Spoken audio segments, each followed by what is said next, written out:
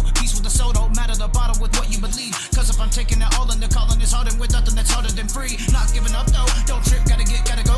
Take a slip, make a pass, a little low. Put it down the gas for a show. Slide a pass on the grass for the OFO. Got first, never last for the oh no. To the pass, to the glass, to the FOO. Cause I'm gonna pass all you cowards with ease. And when them speeding demons come, we don't feast with the beast and the evil hunting lust. Burn your cheeks when I speak with my real passion, love. Turning all your tricks against you cause you're one and only master. Here, God, ready to rip. On my high, ready to rip. With that armor, ready to rip. Hey, ready to rip. Ready to rip. Hey, ready to rip. Ooh, yeah. Trying my hardest to stay with the best. Flexing Giannis is on my chest. Facing problems down the depths.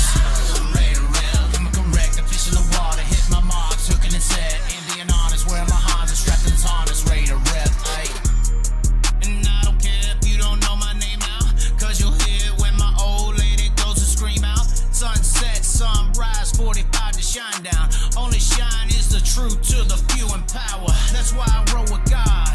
Middle finger, y'all, making trust in your clicks with your demigod.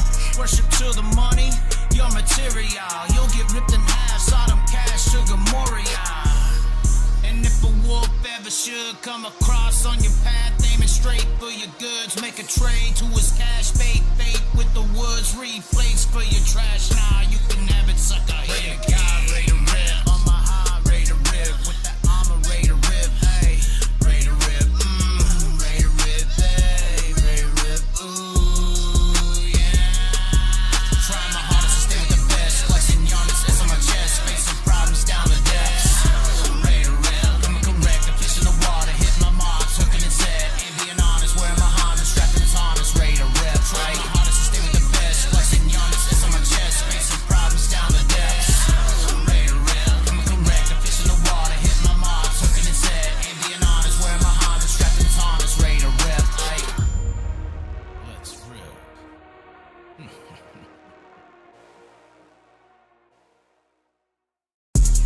Ready, rip. Praying to God, ready to rip. On my high, ready to rip. With that armor, ready to rip. Hey, ready to rip. Ready to rip. Hey, ready to rip. Ooh, yeah. Trying my hardest to stay with the best. Flexing Giannis is on my chest. Facing problems down the depths. Ready to rip. Coming correct, a fish in the water. Hit my marks, hooking his head. Ain't being honest, wearing my Honda, strapping his harness. Ready to rip. Hey, I jump on that track, ready to roll, ready to rip. Ready to reach, place my bets, hey, you never know when playing on hopes what you could achieve. Making the goal, peace with the soul, don't matter the bottle with what you believe. Cause if I'm taking it all in the calling, it's harder with nothing that's harder than free. Not giving up though, don't trip, gotta go. Take a slip, make a pass, a little low. Put it down the gas for a show. Slide a pass on the grass for the OFO. Got first, never last for the oh no. To the pass, to the glass, to the FOO. Cause I'm gonna pass all you cowards with ease. And when them speeding demons come, we don't feast with the beast and the evil hunting lust. Burn your cheeks when I speak with my real passion, love. Turning all your tricks against you cause you're one and only master. Here, God, ready to rip. On my high, ready to rip. With that armor, ready to rip. Hey, ready to rip. Ready to rip. Hey, ready to rip. Ooh, yeah. Trying my hardest to stay with the best. Flexing Giannis is on my chest. Facing problems down the depths. Hooking his head, ain't being honest, wearing my Honda, strapping his harness, ready to rip, hey. And I don't care if you don't know my name now, cause you'll hear when my old lady goes to scream out. Sunset, sunrise, 45 to shine down. Only shine is the truth to the few in power. That's why I roll with God. Middle finger, y'all, making trust in your clicks with your demigod. Worship to the money, your material. You'll get ripped in half, Sodom, cash, sugar, Moria. And if a wolf ever should come across on your path, aiming straight for your goods, make a trade to his cash, bait with the woods, replace for your trash. Nah, you can have it, sucker. Here, God, ready to rip. On my high, ready to rip. With that armor, ready to rip.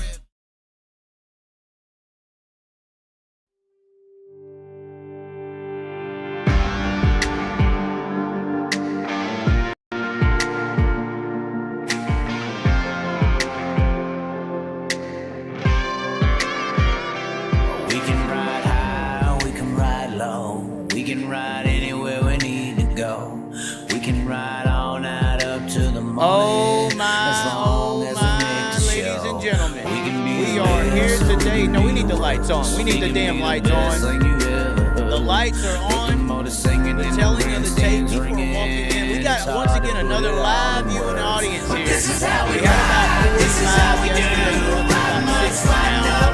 They got gross. Somebody brought a damn ladder.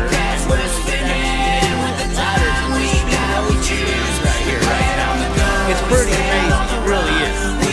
But let's turn the music down. Let's put it all into phrases. It's different today, though. We're still here at the Mike Lutz shop. We still went and saw this. What is it? Jesse or Jeremy Weaver, Howard Weaver, whatever, the iRacing guy. Oh, he don't run. That's right. He don't run iRacing. We were going to have him over for a show today, but as I'm driving from his shop, as he's going to be here at 8 or 9, we'll do a show. We get blown up on the phone by this guy named Tyler Walker.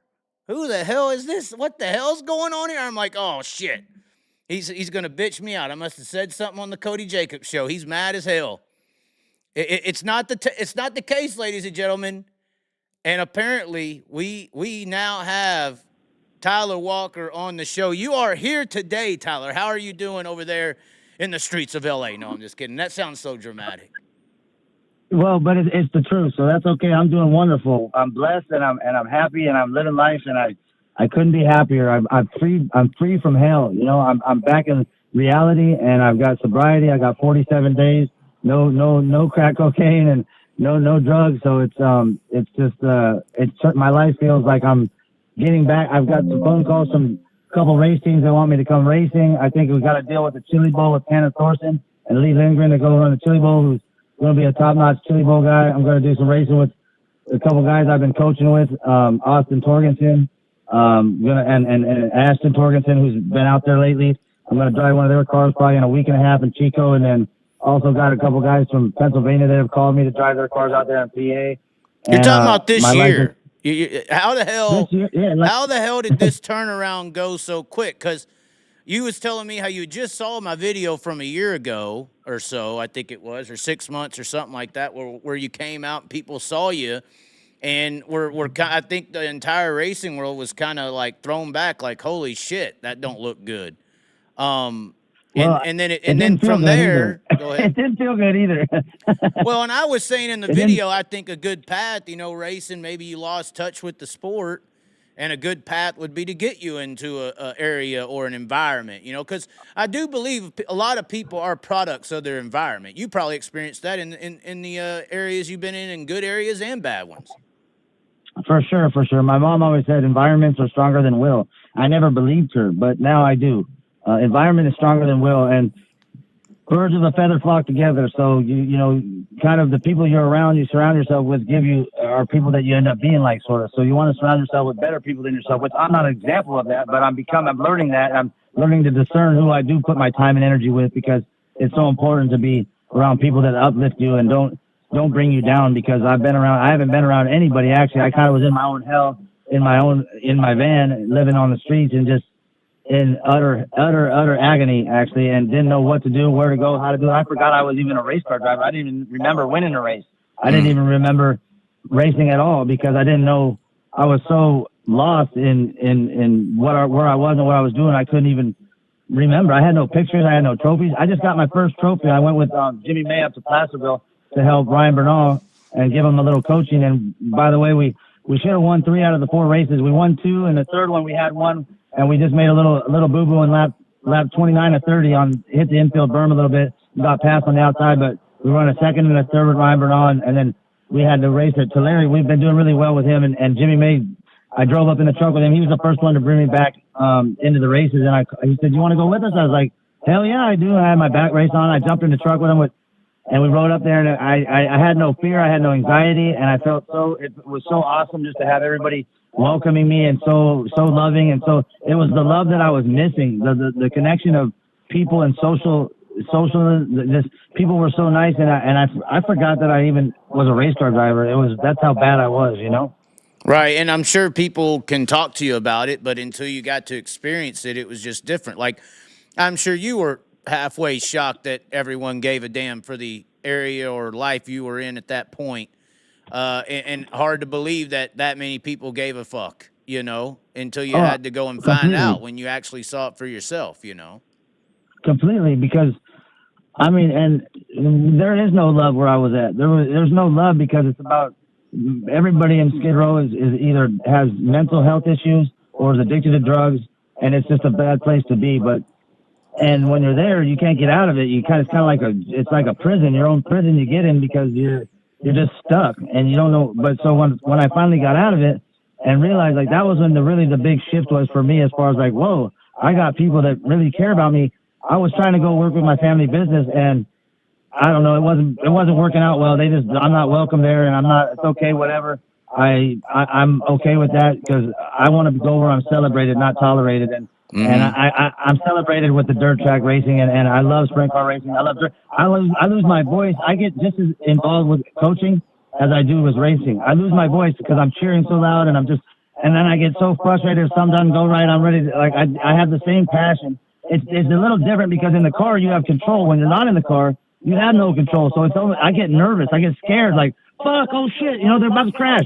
And then it's like, I never felt that way in the car ever, you know. But when I'm watching and I'm coaching, I get super nervous sometimes, which is rare for me, you know. I've never experienced that before. So it's kind of a little bit different, but it's fun too. And it's helping me kind of learn a different side of racing as well, you know. Well, and it is true what you said. I mean, I've had to learn that. And I've really put my foot down this year on, you know, go where you are appreciated, not where you are tolerated. Like, I try to put myself in today's world, unless it's a joke or something. But if somebody, you know, I make a lot of jokes, talk a lot of shit on the show, but if somebody just doesn't like it and gives me some kind of attitude, or I hear they're talking shit, I just don't go around them. Fuck y'all. You're just a cloud in my fucking sunshine, and you can kiss my fucking ass. I don't need to deal with you. Bye. Who cares? I don't need anybody's approval. I don't need anybody's approval but God. That's the only one I'm worried about. Oh, I know I'm good with God, so I don't have to worry about shit, you know? How has that battle went? How did that go? Because you said God earlier today. You said it now. I do think sometimes you got to get dragged down to hell to really learn what God is and God does. No, that's 100% true. I had to go to hell to realize to get back to heaven, because once you're in hell, like, God gave me a spiritual awakening that I've been praying. I was praying. I wanted to have a relationship with my mom. I couldn't even go to my mom's house.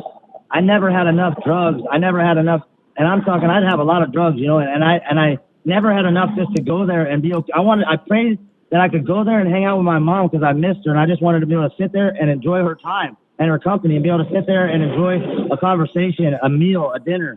And she lives 45 minutes away from me, and I could never make it because I could not physically get, because my mental was not capable of even leaving for 45 minutes to get away from the drugs. So, and what happened was my prayers got answered. I go to my mom's house now, and I can sit outside and I can sit with her and we can laugh. We can watch. I go to her pickleball tournaments, and I got, my prayers were answered. God answered my prayers with more than what I ever even prayed for. Like, and I'm not a Bible thumper by any means, but I am a firm believer in God and the Creator and a power greater than ourselves, because I couldn't remove this. I couldn't get out of this addiction on my own. I couldn't do it. Well, it wasn't possible. I tried and tried. Yeah. I was just going to say, coincidences really don't exist most of the time when you start seeing things clearly, you know? No, not at all. I don't believe in coincidences either. I think that they're blessings from God, you know? And if people aren't talking to you or aren't messing with you, then it's probably for protection from God. Things you want that don't happen, it's protection, you know? And things you do get, it's a blessing, you know? Well, and you got to have the ability to listen. You know, there's still obedience. And, you know, once again, you may really want to be with a girl, for instance, or you may really want to go do this or go do that, and that just doesn't work. And sometimes I think people get caught up in addictions of many kinds because they're not willing to listen or understand the message there, that's not meant for you, you know? Right. And that's I call that, that's not divine alignment. That's called, like, I call that swimming upstream. When you want to swim upstream, go ahead. When you're fighting everything and you're fighting to do something, things are not meant to be that difficult. If they are, there's a reason, and you might need to, and I need to look at those. And now I'm clear. My head is clear enough that I can see, why am I fighting for this? I don't need to. Like, I'm fighting for something that's what I'm talking about. Like with my family business, I've been fighting to be involved with it, but it doesn't work out. So it's not a big deal to me. I gotta fight for what I know I can do, and I know that's going to be accessible to me, and and I'm gonna have support, not negativity, not doubt, not any of that stuff, because I don't have any time for that anymore in my life. I won't allow it, and I won't stick around for it at all anymore, because I've been around it for too long, and what I've learned, it's having standards. It's having standards for yourself. Standards, I learned boundaries, and I learned standards, and I learned that I don't need to do that anymore. I don't need to allow things that don't benefit me, not in a selfish or arrogant way, but in a way that's beneficial or helpful, peaceful, or healthy way, you know? Peace of mind. Yes. Yeah, I would say peace of mind is the biggest deal, because I think drug addictions and other things are kind of like supplements to a non-peaceful mind, you know? I had no peace of mind. I had confusion. I had no self-worth. I didn't know who I was. I didn't remember who I was. I didn't remember what I'd accomplished. I didn't remember what I learned, what kind of knowledge I had. Because I have many talents, and I've been called a lot of things from a lot of people, and some of the good things are what's called a wanderer. I don't know what you call a wanderer, but a wanderer is somebody who has many talents, and I don't know if you can hear the sirens, but they're going by. It's fine. That's fine. Sirens you always talk about. The cops are going by right now, but I just came outside, so I didn't want to be inside my little room in my shelter, because it's a little room and it's kind of echoey, so I thought it'd be a little bit clearer sound outside, so. But don't mind the sirens. You're fine. I hope you're fine. You never know. You are in LA, right? Where are you at right now? Curious. No, I'm fine. I'm in downtown LA. I'm in if you really want to know the truth, this is 18th Street Hood. For anybody who knows anything about gangs, this is 18th Street Hood. And but it's dangerous for people that aren't aware of where they're at or what they know or who they know and stuff. And luckily, I'm pretty much been down here long enough. I know everybody around here because I'm a social person. I talk to everybody. So I don't care. I've never been afraid of people. I like people. I love people. And so I know all these people. When I walk down the street, I am celebrated. People always, hey, how are you? What's going on? You know, how are you? Okay? You doing good? You know, it's like, and it's actually like, you know, as bad of an area as it could be, or as it is. It's not the worst area. There's a lot of worse areas where I lived earlier before in my car was, at least I have a bed to lay in and stuff like that. But when I was in my car, I'm about 8-9 blocks from Skid Row. But on Skid Row there, you're in danger zone all the time. I mean, my one friend, I said, what happened? Something happening? I said, something going on? He said, Tyler, he says, there's always something going on. What are you talking about? I said, you're right, you know. Well, a lot of people were asking about that brace you had on your back. Is that did that kind of thing happen on Skid Row, or what? How did you break? What's the deal there? I crashed in my car and broke some vertebrae and some ribs, and that was a spiritual awakening for me. That was like the kick in the ass from God and the smack in the head, like, hey, wake the fuck up, man. And from that point on, I don't know, I just had a spiritual awakening that God removed the obsession of the addiction for me. I don't have any desire for it. I had a realization of what it does to me. All I want to do is sit there and pretty much have sex all day long. That's what it does, you know? So right. I had no desire for anything else other than that, you know? And that didn't happen overnight. That came from, you know, years of just, you know, I don't have anything. Sorry, I'm on the phone right now. Uh-oh. Sorry, somebody's asking me for a cigarette. Okay. That happens. Yeah, no worries. That happens a lot around there. Oh, yeah, for sure. So I don't smoke cigarettes anymore. I quit smoking cigarettes. I had somebody ask me, you know, people, but I genuinely care about all these people. Now that I've been down here, like, I feel like there's a lot of things that need to change. And I feel like it's partly my responsibility because there's a lot of money being spent on the homeless and all the people. And I see it because I've been exposed to other things, but they put you in these houses and they're killing people because what they do is they put you in these houses and you can't have any friends over. You got to sign in and sign out to leave. You're basically in a jail, but they give you a place to live for the homeless, but you can't have any friends over. So there's a little experiment that they did on rats. And with rats, if you give rats heroin or cocaine water by themselves, they kill themselves every single time.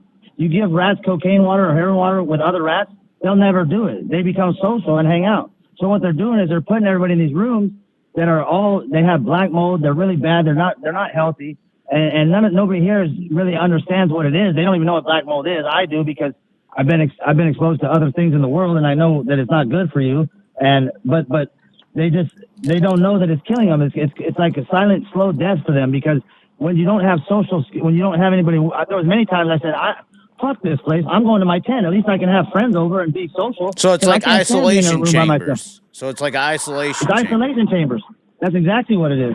And then the people at the shelters are stealing all the money. They're taking all the bottle of water that they send for the homeless. The staff takes it all, and then they give you water that's like you got to wait to get water from this fountain. You know, it's like that shit isn't for the employees. That's why you guys get fucking paid. That's just for the fucking homeless. You know. And they do shit like that left and right, and then they're all driving these nice cars and doing all this shit, and they're not. The money is getting completely fucked. I've actually went to city hall meetings and city council meetings to try to expose it because it's so wrong, and I don't know what I'm gonna do to change it. It's starting to come out in the media now. You can look up some of the homeless money and stuff like on YouTube and all that. It's starting to come out now in public because it's so bad. The money, there's billions of dollars being spent that's being robbed from the homeless and from the mental health patients that need help. They're not getting it. They're getting screwed over by all these few people that are taking all the money. The politicians. It's crazy. You know, you are in California, which is one of the most taxed states, and LA itself in the city there is one of the most taxed cities, and there's all this money coming in, and somehow it goes away to other things, you know, and not its own citizens in a way. Pretty messed up. I mean, I got my stuff. My stuff was stolen from my room. I had just got a pair of new Ray-Ban Meta glasses, some regular glasses. I had them one day. They were stolen. All my stuff was stolen from my room. I come back, it's all gone. And they're supposed to have video cameras to show it off. No one knows anything. No one can say anything. It's just like, and I can't do anything about it. Like, why do we have these cameras if they don't, they don't even work? But you got the security is the ones who stole my stuff, you know? So that's how bad it is, you know? It's like, you can't even. They're stealing from the homeless. It's like, I'm homeless. I don't have shit. Come on, like, what are you doing, you know? But nobody does anything about it. You can't do it. Who am I going to go to say anything? I said, you know what? I'm going to have you guys arrested, you know, but I don't know how to do that even, you know? Like, I don't even know what to do that. But I just lost my iPad, my Meta glasses, my contacts, my deodorant, my cologne, everything that I had that made me feel nice and clean and toothpaste. I'm talking everything was stolen. My shampoo, everything's gone. All of it. Wow. So how quick did things start changing once you had that car wreck, it sounds like, and then was just how there's resistance, the upstream.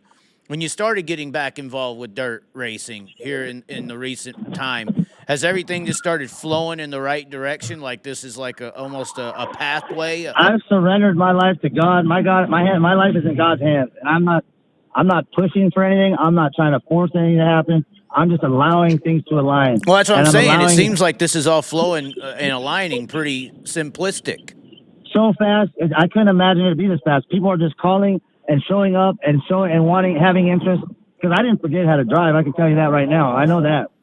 And I know that my competitiveness, I can't, it's in my blood. But I really got to thank my mom. My mom has stuck her head out there and her neck out there to help me. Give me love, give me food, feed me, help me heal. She gave me her bed in her house. She was sleeping on the couch so I could heal. I mean, I couldn't have done it without my mom for sure. That's who's really supported me and been there for me. And that's who I owe. And we actually are starting a business. We started it. It's not done yet, but we're going to be helping overweight people get skinnier, lose weight with Evoke Meds. It's called EvokeMeds.com. And we sell peptides. My mom's a weight loss coach and a life coach, and so we're going to be able to. So while I'm racing or while I'm traveling, I'll be able to help overweight people lose weight, and also we're going to be selling products BPC 157, which is like a healing peptide for cartilage and stuff like that, and then tirzepatide, Ozempic, all these things to try to help. And I'm going to get a lot of fulfillment out of. I've helped a friend of mine. I'm not going to say names, but she lost 11 pounds in 2 weeks. That's the first person I really started helping, and it makes me so happy to be able to see the life come back into her because she's losing weight and she's able to do it, and it's not hard for her. She's doing it, and so for her, it's giving her life. It's giving her. It's like for me getting life from not doing drugs. She's getting life from losing weight. It's the same exact thing. Their addiction is eating or food, and mine was drugs. You know, and so. It's the same thing.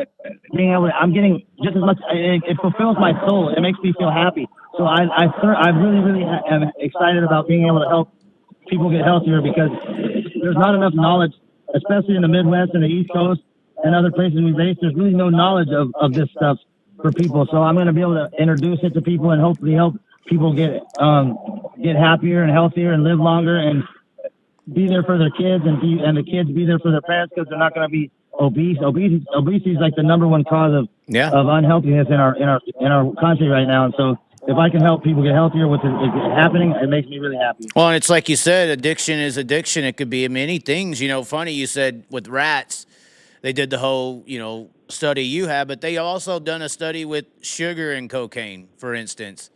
And they put cocaine in a cage for 30 days, put sugar in a cage for 30 days, put both in the cage, and the rats ate and went crazy over the sugar. They did not want the cocaine. Yep. And that's why you have such a high level of sugar in our foods. Yep. I was a sugar addict too. I ate bags of candy every day. I'm talking bags of candy. I don't even eat candy at all now. I quit buying it. I was still buying it for a little while, but I have a bag of Nerds. My favorite ones are the Nerds, the Chewy Root and Chewy Nerds. Right. The gummy Nerds. The ropes. I love them. They're so good. Which ones? It's like the rope with the Nerds on it, or it's like the gummy with the Nerds. Yeah, the Chewy rope. I love the rope, but they have little ones now that are in the bag. Yeah. Those are my favorite ones. I would literally buy them out because I'd be afraid they wouldn't have any more. So I'd buy 5 bags of them, and I'd eat a bag or 2 a night. And now I've had a bag for the last 3 weeks. I eat like 1 or 2 of them and put it back. And I don't know how. It's just God has removed that addiction to that too as well. And it's just, I think it's helping me heal my bones. I went to my doctor. He couldn't believe it. I was healed up. I got my back brace off, and he told me to wait 2 months realistically. But I said, I don't want to do that. He said, well, at least wait a month. And that was 2 weeks ago. So I'm going to wait the month that he asked me to wait before I get in the car. But I think Chico will be a good place for us to start because I'm familiar with the track. It's fairly smooth. It's and I'll be able to help my driver Austin Torgerson too because I want to get out on the track so he can follow me, so he can trust that I can help. I can really make a bigger difference with helping him, coaching him by being out there with him. So you really do think you're going to jump out there and it's going to just be riding a bike? I know it is. Well, you have to believe that. Any doubt we're going out there to win. We're not going out there for any other reason to win. Yeah, I don't suspect it's going to take. I think it's going to take me about a lap and a half to feel comfortable. That's possible. I mean, we see people take years off and come back, obviously in different ways. But we do see people take off and come back. I mean, what was it? Darren Pittman came back and won Williams Grove, I think, in the 69K out of nowhere after a few years off. So it's possible. I think time off can also get you excited. I think a lot of the full-time drivers or even part-time regional drivers get bored and wore out, and they lose that fun factor. It sounds like you're definitely not going to be losing that. No, I'm going to focus on having fun and enjoying myself. And if I'm not, I'm going to do something else. Cause I think I might end up doing some super late models. Shane Mule has been a good friend of mine from North Carolina. He's an old NASCAR driver. He's going to help. He's got some super late model rides that he wants me to hook me up with. And I think I'm going to drive a couple of those as well. I've got some wing sprint car stuff in Eastern PA that I know that I just talked with a guy. We're going to do some racing with him probably. I think for sure we're going to do the Chili Bowl with Tanner Thorson, who's won the Chili Bowl already with Lee Lindgren. I'm excited about life. I feel alive again. I feel like I'm back to reality. I'm back to life. I couldn't imagine it actually happening this fast because that's why I couldn't get out of it because all I could think about was like, I'm going to be miserable. I'm not going to be happy. And it's so much the opposite of what I thought it would be being sober and clean that it's just amazing. And now I can feel for everyone. I see everybody that's out here that some are alcoholics, some are crackheads, some are meth heads, some are fentanyl junkies, everybody has their own flavor, whatever they do, but I just feel for them because they're stuck in their own prison. They don't have opportunities. They don't know how to get opportunities. They don't know that if they actually stop, they're going to feel better. They're going to have the ability to make changes in their life because when you're in it, you can't. You get stuck. You just don't feel like there's any hope. You just feel, depressed and sad and you don't see the light at the end of the tunnel. It's like, and that's the problem with the drugs is it tricks your mind. It makes you think the opposite because it is the complete opposite. I am so much happier. I'm just so happy just sitting here with no drugs and at peace because I don't have something controlling me. Like it was completely controlling me. And to not have that, it's like the best feeling in the world. And I don't ever want to give that up for nothing. Like I'll never give that up for anything ever again because I have control of myself. And I didn't for a while. I didn't have control of myself. And I was so sad and so lonely and so just unhappy but remaining trying to remain happy, and I never gave up. I kept going and going and going, but I didn't know what my next step would be because I didn't know how to stop. And that you have to stop for it to be able to, for your life to be able to change, because otherwise you just stay in that cycle of the same thing over and over again. And to break that cycle is when things actually start changing, you know? Yeah, it definitely sounds like that drug life and addiction life makes it very. You lose a lot of optimism, and any savior of your optimism is the use. You're familiar with it with your mom. I listened to some of your stuff, and I hate that you lost your mom, and I heard about that. So you know Mom, how Dad. much I haven't had parents for about 10 years, but continue. Yeah. Yeah. Well, you've seen it. Then you've seen how much it consumes you from everything that could. You basically blocks every blessing you're ever gonna get. You know. Yeah, well, and there's a lot of things in life that are tough to deal with. Like I said, I haven't ever had any drug usage issues, but I've had a lot of struggle, and you got to dig yourself out of those struggles from time to time. So it's not easy. It's difficult. I think when drugs are involved, it's probably 10 times more difficult because the drug usage is like a barrier. It's all like a that trick. does is make it harder. That's all it does. It just makes it 10 times harder to get through what you're trying to get through because it just blocks it, it masks it, it covers it, and you become numb to everything. So you lose contact with all your friends, your family, with everybody, and then you just don't, and it just gets worse and worse and worse the longer you're in it, you know? I mean, I was shot, my face was bashed in, I was stabbed, it went through everything, but it wasn't enough to get me out of it. It didn't matter. That's how bad it was. And that's how much my addiction had control of me. And so for me now I have so much empathy and sympathy and I feel so much. I wish that there's more that I could do. So hopefully by me speaking right now, I'm hoping somebody could hear it. If it helps one person, that helps. That's enough for me to say, if one person's listening, one person hears that how bad it gets and how bad that they don't make those same choices, or they think about me when they're about to do something that, for me, I didn't choose to become a crackhead. Actually, I got tricked. I thought it was in a weed. It was in a blunt, and I just hit the blunt thinking it was weed and it was crack in there. Well, from that point on, I was hooked, and I didn't know it. I didn't go out saying, "Oh, I want to become a crackhead." No, it didn't happen that way. I got tricked because the people around me knew they tricked me. They knew that they were going to be able to get my money because that's what people do with crack.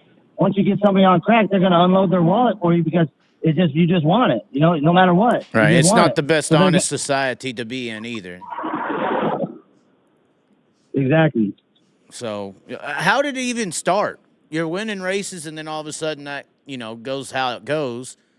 How did that even transition to even get down that path? After the King's Royal, we won the race in King's Royal. We're getting ready to go to Knoxville. We're in Knoxville.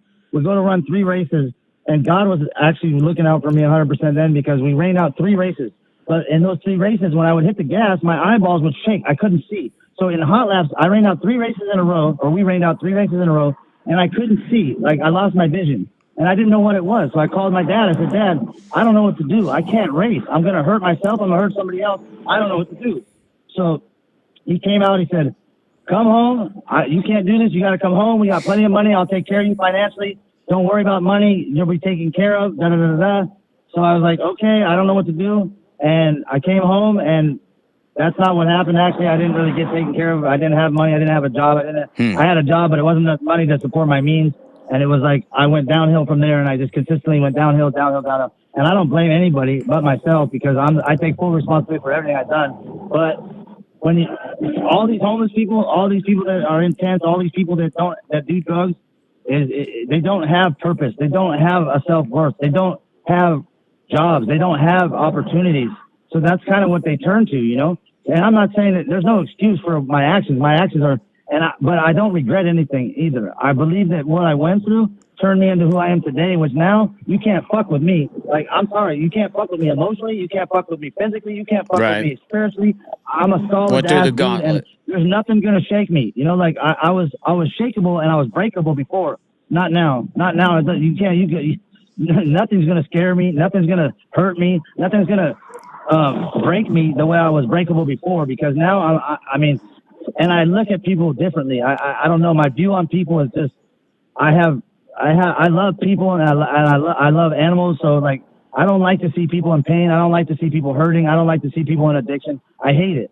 But I don't know where I was going with that. But you asked me a question, and I think I forgot what the question was. Oh no, that's fine. I just know that I know now that now I'm a solid ass person, and I think I'm going to be a better racer than I ever was, because before I was always on drugs. To be honest with you, I was always doing something. I was always on weed. I was always on something, some type of substance, always. And now I'm not on anything, so I could actually be focused, and I have a clarity that I've never had in my life before. I've never experienced. So for me now, I have patience because I went through more shit. And then when I look at people whose careers probably got the best careers of most drivers, if you look at, we're in their 40s pretty much in sprint cars, like a lot of them anyways. Steve Kinser won all his races in his 30s and 40s, and even 50s. So right. Sammy Swindell in his 40s, he was unstoppable. He was amazing, because Danny Lasowski, same thing. He didn't even have he didn't really start his career till he was in his 40s, really, where he got really competitive, Right. And I think that my mindset is so different because I'll be more patient. I won't put myself in as risky positions, and I think that it'll just help me. I think it'll help me be a more well-rounded driver, for sure. Well, and it's funny how you said you had already been doing that or had in some point. Back to environments, I do think it's funny. We get some examples of people stepping out of line in the drug department in sprint car racing, but at the end of the day, I feel like there is this underground kind of buddy system, groups, cliques, or whatever, where there is drug usage in the sport and people are getting away with it. Yeah, and I'd do any drug test. Anybody wants to give me a drug test, I'm not ashamed of it. Well, no, I'm just saying, I'm assuming when you were in your not prime technically, but in certain segments where, you probably weren't the only one that was in the circle with whatever substance. Of course not. Other people were doing drugs, and other people do drugs, and now a lot of them are pharmaceutical drugs. Like I heard Adderall. Adderall's worth Adderall's a clinical methamphetamine. That's all that it is. And they tried to give me that stuff, which I took some stuff called Concerta for the first 15 days to kind of get over my obsession of the mind or of the drug. I took Concerta for like 15 days, but I realized it's methylphenidate. It's meth. So I didn't want to take it. I'm like, I'm not taking this shit. Like, I don't want to take anything. I didn't even want to take like vitamins and stuff for a while. I just started taking some vitamin D, vitamin B, some joint and bone care stuff, because I just was, I don't want to ever have an addiction to a substance ever again in my life, because I finally feel so free that I am at peace with myself, with nothing. So it's like, I've never felt like this in my life. So it's the best feeling I could ever have imagined. And it took me going through hell to get to here, for sure. Yeah, it was, and it's crazy, the racing world with how much things I think are going on behind closed doors. It ain't always just drinking, and it ain't always just weed. I don't think weed should get the rap that it does, especially because it stays in your system due to the fact that it's a nutrient to the body. But these other drugs, these cocaines, meth, Adderalls, even somebody who may be drunk behind the wheel, that is any substance that the drivers are under, whether it's alcohol, weed, or any of that. I'm saying simply usage can alter these people when it's in the cocaine amphetamine department. I had to carry a weight around on that was holding me back. It wasn't helping me. It was holding me back from reaching my full potential. And now I can see that clearly. Then I needed it. I didn't know any better. I wasn't taught any better.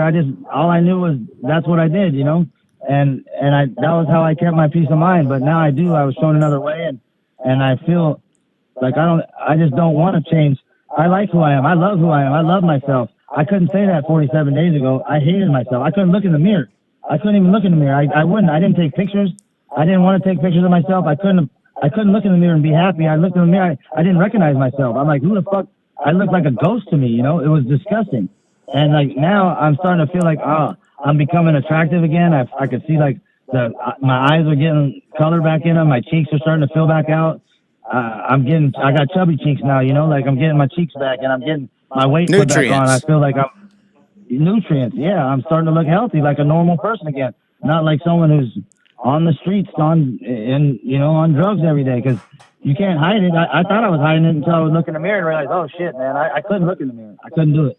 Right. Well, and probably the craziest thing I saw happen with you. I mean, obviously this stuff with Kings Royal and all that, but I mean, I've always wanted to ask you this question: how crazy was this 3-day chase shit that happened? I mean. Well, that has a lot of I've details. always thought Let me about tell you. high intense experiences. That had to be probably the most intense. I was so calm. I was so calm, you man. was calm. Because Okay, let me great. tell you, you're gonna understand. I wasn't even. What happened was my friend. No one. People aren't even gonna believe this story because it's so unreal. We know that But what drugs and happened women was- go together. We know this, but continue. Well, that has nothing to do with it. The truth of the matter was, my best friend. He owns San Manuel Casino. He's an Indian. His wife tried to kill him. And he lived about 3 blocks from me, right? So I'm on my couch. I'm sitting there. I had just smoked some weed. I'm on the couch relaxing. And so his wife calls my girlfriend, and I overhear her say, Danny fell and hit his head. What? And, but don't worry about it. I'm taking care of it. And don't worry about it. And I was on the couch. I was like, wait, what did she just say? So I got on my bicycle and I rode up to his house. This is when I lived in Hermosa Beach. And he was, I see her leaving the house with her little miniskirt on. And the housekeepers were all leaving. They're real rich, you know? So I rode my bike right into the garage, and I went right to his little room was downstairs in the basement, and he had the DJ booth set up that I helped set up for him, and he played music in there and stuff.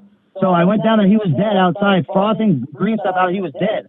I revived him. I drug him to the shower, and I got him to start breathing again, and I stuck a spoon down his throat, and he projectile puked from the wall, from across the whole room like they do in the movies. Like, it was unbelievable. And so I'm holding his head up. Got him in the shower, got him in the cold shower. I got him to have a pulse, and I got him to start breathing again. And the wife comes down and tries to pretend like she's checking his pulse. She's trying to kill him. She's trying to choke him again. I had to peel her hand off his throat 3 times. The third time I said, I'm going to kill you with my own hands. If you touch him again, I'm going to kill you. Damn. With my own hands. Get the fuck out of here. But when she walked down there, the 3 housekeepers that they had three maids. They were down there with the crucifix. And when the wife went by the crucifix, it literally exploded. And they started screaming, Diablo, Diablo, Diablo. They got all freaked out, you know? So when he comes back to life, when I bring him back, I said, Danny, your wife tried to kill you. I don't know how to say this to you, but she tried to kill you. And he said, he said, oh, what? He didn't really understand it, so I waited for him to come back. So what happened was she wanted to set me up to be say that I got him his drugs, and I was going to she wanted me to be an involuntary manslaughter murder charge on him. So she was trying to set me up to be the fall guy. And so when all this happened, we're talking about a lot of money. Was you and him involved in some kind of drug usage together, or what? How did y'all? Oh yeah, we did drugs together. We did drugs together. We were good friends. You know, he was rich and had a lot of money and paid for all the drugs, and we just chilled and we became really good friends. You know, and so when his wife tried to kill him the next day, I told him what happened. He hired my good friend, who was a hitman for the Italian mafia, to be his bodyguard. So he's the bodyguard. He takes it, and he had to go to court the next day. So the next day, my friend takes him, the bodyguard takes him to court, and he gets thrown in prison because her family is a crime family. They come from a family of 13 adopted kids from the CIA. Her dad's the CIA, and they all have a job that they do. She happened to be the little blonde one who married the rich guy for money. But all these kids, so there's kids that are involved in the law enforcement. They would lock him up, and they would take his money while he's in jail. They would be able to get his money. She would have to pay her dad and her family money. So then they tried to kill me. And me and my girlfriend at the time, the one who was in the car with me on the chase, they tried to kill us one day. We avoided 8 car accidents in one day. There was a helicopter above us the whole day. And literally, I'm not talking little fender benders. I'm talking cars that tried to smash me. And you're so saying random cars. Like, you're saying random cars. Random cars that they were sent to kill me and her, try to smash us. And so basically, you're saying you're messing with that mafia Illuminati area of the world there. Yes. The John Wicks. But you were fucking with the John Wicks. Not knowingly though. Not willingly or not knowingly. But I saved the life of someone who they spent a lot of money and time and energy to kill for money, you know, and I fucked up the whole plan because I saved his life. So then they wanted to put a hit on me. And so in that time, I was like, I told my girlfriend, I said, we need to get out of LA. We got to get out of here. They're trying to kill us. I got shot at about 6 times within a couple of days. And there was a hit out on me. So I said, let's just I wanted to go to Colorado where my dad lived. My dad had a house in Colorado. I thought, let's just go to Colorado. So on the way there, and here's how it works. Cause the casino is a casino. They're casino people. So I knew when they tried to pull me over in the middle of the desert, they were going to kill me in the middle of the desert. So So I couldn't stop in Nevada. I couldn't stop in Arizona because that's a sheriff's state. I had to stop in Utah. So I had to make it to Utah to get to the Mormon state where I would be safe because they wouldn't kill me. But they would have killed me in Utah or Nevada. I mean, in Arizona or Nevada, they would have killed me because it's a sheriff's state and it's a casino state. I would have been dead for sure. So everyone says, I bet you wouldn't do that again. No, I didn't really have a choice. Like, I was saving my life, and I would have to do that again over to save my life. It wasn't about trafficking drugs. It wasn't about doing drugs. I didn't have any drugs. I had to be so aware. I didn't have any methamphetamine on me. I had a pipe in the car that I didn't even know about. I had some weed in here. I had a bottle that I didn't even drink at the time, but my girlfriend was drinking because we were just trying to get to safety. Because they literally were like, it wasn't a possibility. It was a for sure, 100% for sure thing, you know. So that's why you had to go through 3 states because because there's borders for the public and then there's borders in the underground world, the John Wick world, and that world is real. And you're saying that world had tentacles in these states. To where if you were to in stop. Arizona and Nevada, I would have died. I made it to Utah and I was safe. That's why I pulled over because I knew in Utah I'd be safe. It's a Mormon state and it's not affected by that, you know.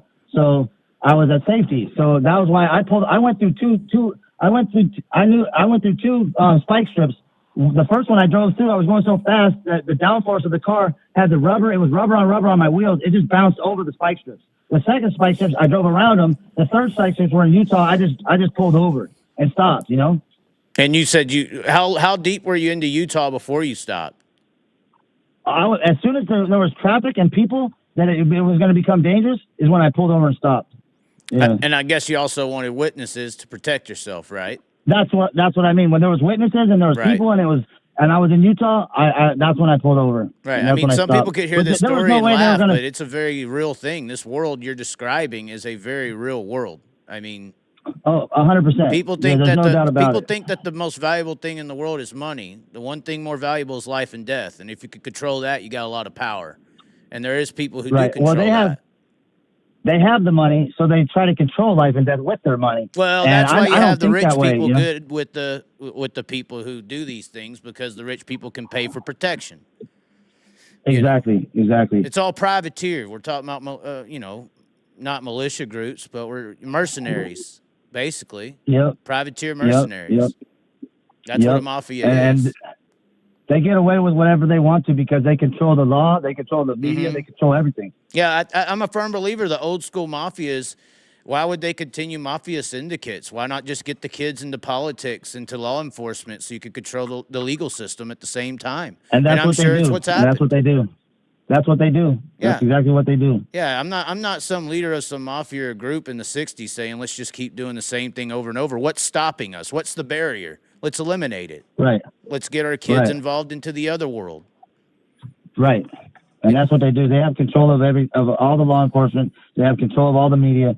They have control of all the things that matter when it comes down to getting away with what they want to get away with, and they can get away with whatever they want to get away with if you're in certain areas, you know? Yeah, and if you're big enough, you know. Look at what P. Diddy got away with for so long, right? Yep.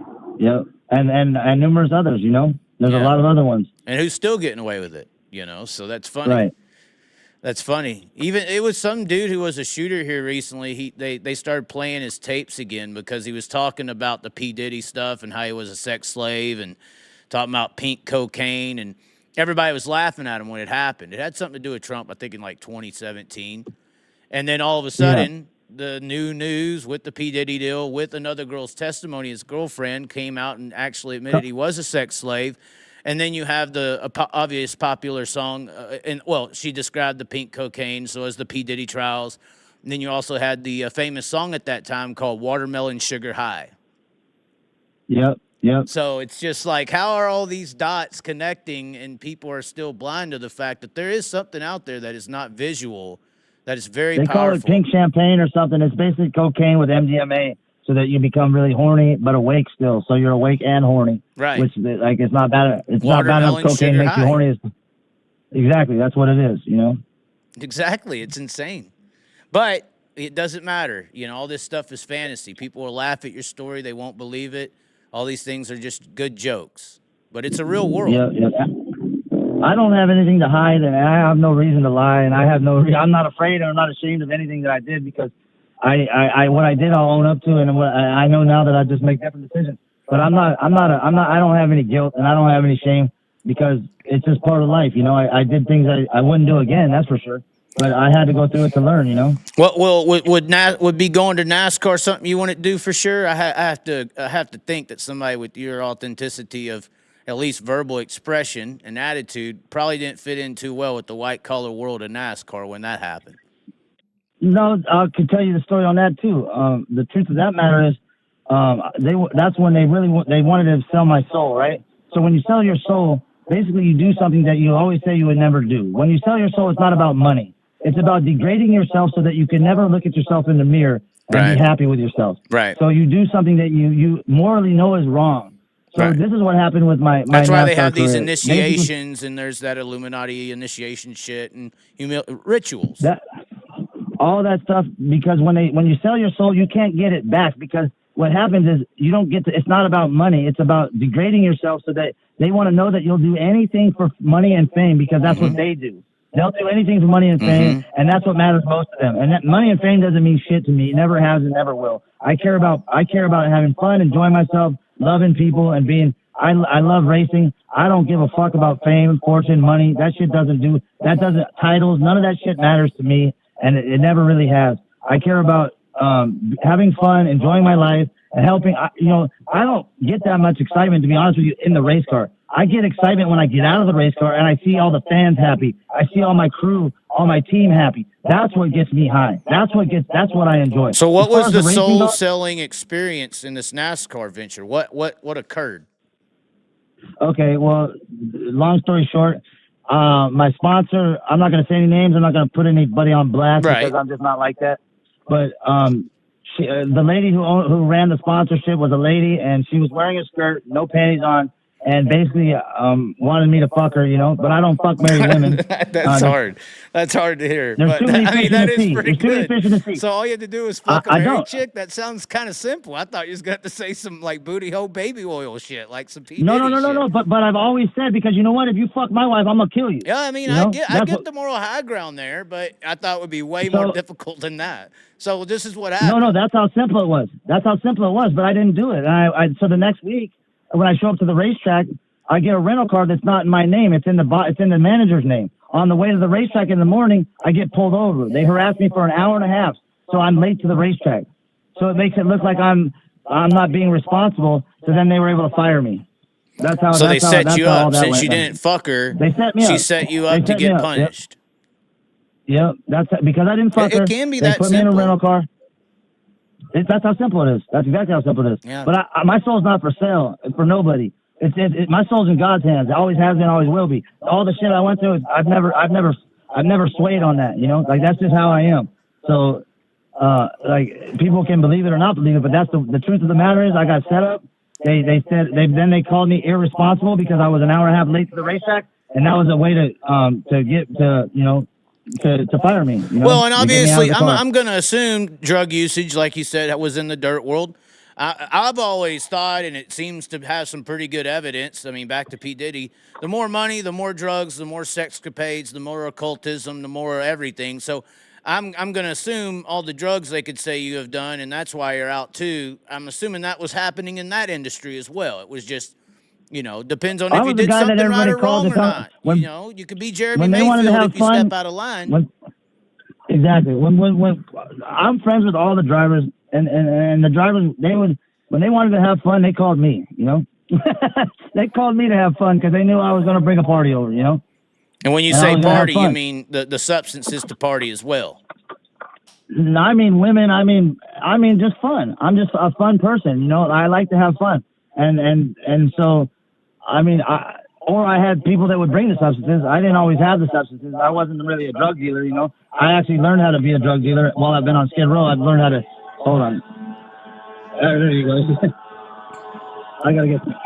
Let this go by. They ain't coming for you, are they? No, that's a fire truck.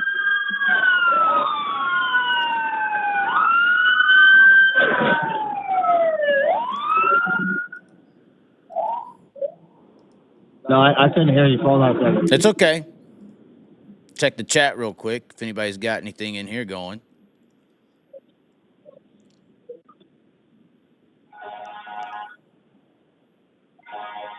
This fire department's the busiest fire department in the world. They get a call every 6 minutes.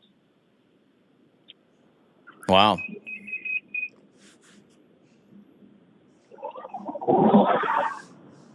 These firemen are busy here. I put some on my Facebook. I mean, there's people that are just laying on the street. They look dead, and people just walk over them. They don't even check on them to see if they're okay. It's just sad. It's really sad, you know. Right. I guess we could change the subject before we destroy NASCAR. What was some of the different experiences you had racing in different areas? Obviously, you did race in PA for a while. You know, you did Indiana for a while. You did the NASCAR stuff. Seems like PA was always the more enjoyable for everyone. What about you? Or the? Can you hear me? Hold on. Here comes another one.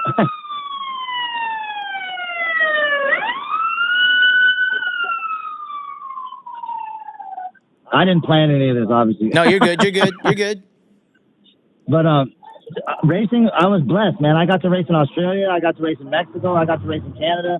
I got to race almost all 50 states in the U.S. besides maybe Hawaii and Alaska. But other than that, I've been able to see most of the world, you know, through racing. So racing has been so good to me, and I enjoy racing. There's little things that I enjoy about everywhere that I've raced and everywhere that I've been, and I enjoy challenges, so I don't know. And I'm so ADD that when I would get good at something, I wanted a new challenge. I wanted to do something new. And so I was able to race so many different kinds of cars and do so many different types of things that I enjoy all of it, you know, like because it all has different strengths and different weaknesses. And there's things I like about other areas that I don't like about other areas. But I enjoyed everywhere that I was. There was nowhere that I didn't enjoy, you know, racing. Well, and of course, a lot of people think of you from the Rat Bag game. Not a lot, but a lot seem to always. I guess everybody was kids back then. The Rat Bag car deal that didn't last for a long time, did it? But how did that? How would that transpire? How did you take that whole era? The cool thing about that, they sold 1 million of those. And if I had known any better now, I got $14,000 to be on that game, to be the. And had I known they were going to go platinum, because in the music world, 1 million games is platinum. If you sell 1 million records, that's platinum. They made 1 million of those games, and they sold every single one of them. So that's platinum. So if I thought about it, and I got to thank the people that involved me with that, because it blew me up. It gave me a lot of publicity and everything. To be honest with you, my buddy Jimmy just said, hey, I got the game, the console, everything. I never played it because I feel arrogant. I felt weird playing it. Like, it was just weird to me, you know? Because weird to play yourself. You know, so now I want to play it. I want to see it, and I couldn't find it anywhere. I didn't know how to get it. But my buddy Jimmy May, he's got the console, the game, everything. He's going to give it to me so I can start playing it, because I never got to. Nice. So the Rat Bag era was one thing. The backflip thing was something you were known for as well, except for the backflip at Grandview. Somebody wanted me to ask you about this. What happened with the backflip at Grandview? That one hurt. That one hurt bad. I tore my ACL, and I've had my right knee replaced 3 times. I think I've broke about every bone in my body now. I've got a titanium arm, a titanium collarbone, titanium femur, and a titanium knee. And but I still skateboard every day, so it doesn't slow me down. It doesn't. Well, the replaced knees and stuff probably feel better than the organic ones, you know, as age goes. You're right. My organic knee hurts way more than my titanium one. And but I really don't feel too much pain. I've come to the ability where, in my mind, because I actually had an addiction to opiates too, which was Norcos and painkillers and all that stuff for a long while actually, because of my surgeries and because of I got addicted to them. But my last couple of injuries that I had, I broke my neck and I didn't take any painkillers. I didn't take any morphine. I didn't take anything, because what pain is pain is an uncomfortable feeling that you're not comfortable with. So when you become comfortable with that uncomfortable feeling, you have no more pain. It's in your mind. You can control it with your mind. And I've been able to learn how to do that. So I literally don't live with pain that much anymore. Right now I'm in some pain because of my back, and I'm in some pain because I'm recovering from it. Because you have a serious injury. Like you're not going to get away from pain in that scenario with back issues, you know. Well, I'm overcoming it, and I'm healing, and I'm getting it. It's becoming more and more. I feel like you have to work through the pain. And what I learned through it is like, I'm not a big believer in cast anymore, casting your injuries and casting your broken bones, because when you do that, you build up scar tissue, and it takes a lot longer to actually rehabilitate it. Right. So I believe that because your body you know your body. So if you have a broken arm, you don't go pick up a 50-pound dumbbell and pick it up. You can go pick up a 5-pound dumbbell or a 3-pound dumbbell and start lifting it and using it, and then you don't have to break through all that scar tissue and cartilage that grows up there when you have a cast on. It just, the body does things to make it safe, and it makes it so much longer, your recovery time, you know? Right. So I'm a big believer in trying to work through the pain and not overdo self-heal. it, but right, you have to feel it, and you have to feel what you feel. If you're going to hurt yourself, you got to go through a little bit of the pain to get to having no pain. But once you do that, then you're free and clear of the pain, you know? It's kind of it's almost like the drug addiction. No pain, If you use some kind of supplement to obtain happiness, it's not going to necessarily be, the injury's not going to, if you get your body trained to self-heal, the recovery may be a little longer, maybe a little shorter, but I think that the heal that you receive through a self-heal is going to be better than any supplemented self-heal, whether that's with the cast, like you say, or a pill or pain pills or whatever, you know. The pills make you so you keep re-injuring it because you don't even feel it. It's numb, you know? Correct. So when you actually feel it, you actually know what your limit is and what you can and can't do. And so I don't believe in opiates. Like, you know, I mean, I was laying in the hospital. Here's another crazy story that people might want to hear, might not want to hear. But I got hit on my motorcycle head on, broke my neck in 2 places, my ribs and my arm and my foot. But when I was going into the hospital, they broke my arm and my foot worse with a hammer and a chisel so they could do surgery on me because I had health insurance. And this was at Cedars-Sinai, the best hospital in the world. And I'm sitting there laying there, and I told them, I don't want any meds. I'm not taking any meds. And the surgeon came in and said, we got to cut you open in the front of your neck and the back of your neck. And I said, the hell, you ain't cutting nothing open. I said, I'm not doing surgery. And they said, no, you need surgery. I said, I don't care what you say. You're not cutting me open. I can move my arms and my legs. You're not cutting shit open. And then they said, I'm finally fall asleep. I'm in the most pain ever. I'm just laying there, and I finally fall asleep, and they wake me up, and they go, it's time for your meds. I go, I'm not taking any meds. I finally fell asleep. Leave me alone. And they go, it's just Tylenol. So I open my mouth up. They dropped this big horse tail down my mouth. And I'm like, what the? I spit it out. I'm like, well, you guys are trying to dope me so you could do surgery. They sent 3 psychiatrists to my room to deem me incapable of making my own decision so they could cut my neck open. I told all the psychiatrists, I said, in 100 years of your practice, you haven't cured shit. So please leave my room. And they couldn't say, they wanted to do the surgery without my consent. So they were trying to deem me incapable of making my own decision. My own family's telling me, you need to do the surgery. You got to listen to the surgeon. I said, I don't care what you tell me. I'm not listening to shit. Ain't no one cutting me open. So the surgeon says to me, he says, you know, I'll bet you a beer you can't heal yourself. I said, I don't drink beer. He said, I'll bet you a Dr. Pepper. I go, well, that's not a very fair bet. We're talking $450,000 worth of surgery, and you're trying to bet me a beer. I go, that's not very fair, but okay, whatever. 3 months later, I went back in there, and my neck was healed. He said, I owe you a Dr. Pepper. I went and got my x-rays, and I was healed.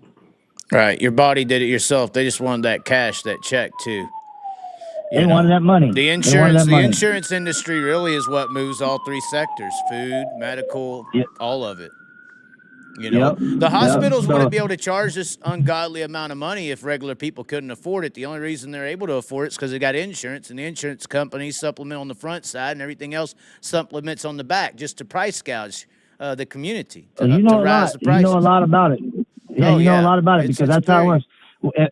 If I would have had insurance, they would have just kicked me out of there, you know? 100%. They know you weren't going to pay they would it. have kicked me. There's so many $300,000, $400,000 bills that are really $5,000 or $10,000 bills for what they're actually doing. You know. Come to find out, my girlfriend's boss, well, she runs Beverly Hills Dermatology, but her husband, I don't need to say her name, but her husband was the head anesthesiologist at Cedars-Sinai, and he ended up committing suicide because he couldn't take it that they wouldn't fix the rooms. They had asbestos in the rooms where they were doing heart surgeries, and people were dying, and they wouldn't fix it. I thought, because I told her my story, and she told me her story, and I learned about just how dirty and how bad hospitals are. So I recommend everybody getting a second opinion, because then they say, when you can't really argue with the surgeon, who are you going to argue with? Like, the surgeon's the top of but a surgeon, how does a surgeon get money? Surgery. So they're going to tell you need surgery, you know? Yeah. So that's like saying you got to believe the car salesman that you need to buy the car. for exactly what he's telling you need to buy it for. It's like Right. you're getting completely robbed, but there's no one to argue with about a surgeon. You can't go above the surgeon. There's no one to go above, so you got to go get another surgeon and have a second opinion. If your body's telling you that you have doubt or question, don't trust anybody. Trust yourself. Trust your insights. Trust your intuition. Trust God. Don't trust these surgeons, because this is how they make their living. Right. Off doing surgery. And it goes for every industry: orthopedic, dentistry, all of it. Any industry Yep. where insurance is involved, there's scams Yep. and people are getting screwed over all the time. Yep, 100%. Do you want to do some fan questions? I don't know if we can keep you here all night, but I'm sure there's people who got questions. We got one guy who's got a damn what is the shirt you got on? That they got matching shirts over. He's got a Tyler Walker Apple, the 12 Apple car. He's got the nice. How silver about them 35. The silver 35 is Nice. what I remember you winning down there at Devil's Bow when I was a kid. Well, I love you guys, and thank you for your support, and I appreciate you. And I'm here as long as they want to ask questions. I got nothing to do tonight. Do so. the Tyler Walker fans have any questions? Oh, it's okay. They're over here trying to self promote right now, but regardless, what about that silver 35? That's kind of the car I really started seeing you go national in, me personally. But I was a kid, so were you more national before then, after then? What about that 35 car? That was a guy, Kawita and Wallace Ledford out of Tulsa, Oklahoma, and I love them dearly. Wallace died, but Kawita's alive. I just saw her on Facebook, and I tried to message her. Actually, they're out of Tulsa, Oklahoma, and that was with Ricky Warner, and we won a lot of races together. I look forward to seeing her again soon. Like when we go to Chili Bowl, probably I'll be able to hopefully take her to dinner, or we could go get some lunch or something, because I haven't seen her in 20 years. But they were really good to me, and I actually just saw that car on. Lee Lindgren sent me a tape of us qualifying at the Mopar Million with that car, and it was a pretty badass lap.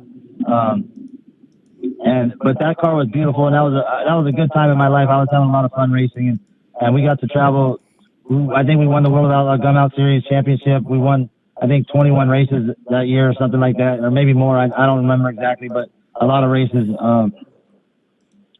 And I was really having a good time at that time. So that, as far as national, I don't know. I don't probably remember exactly what was national, because it all kind of is jumbled together as far as I know.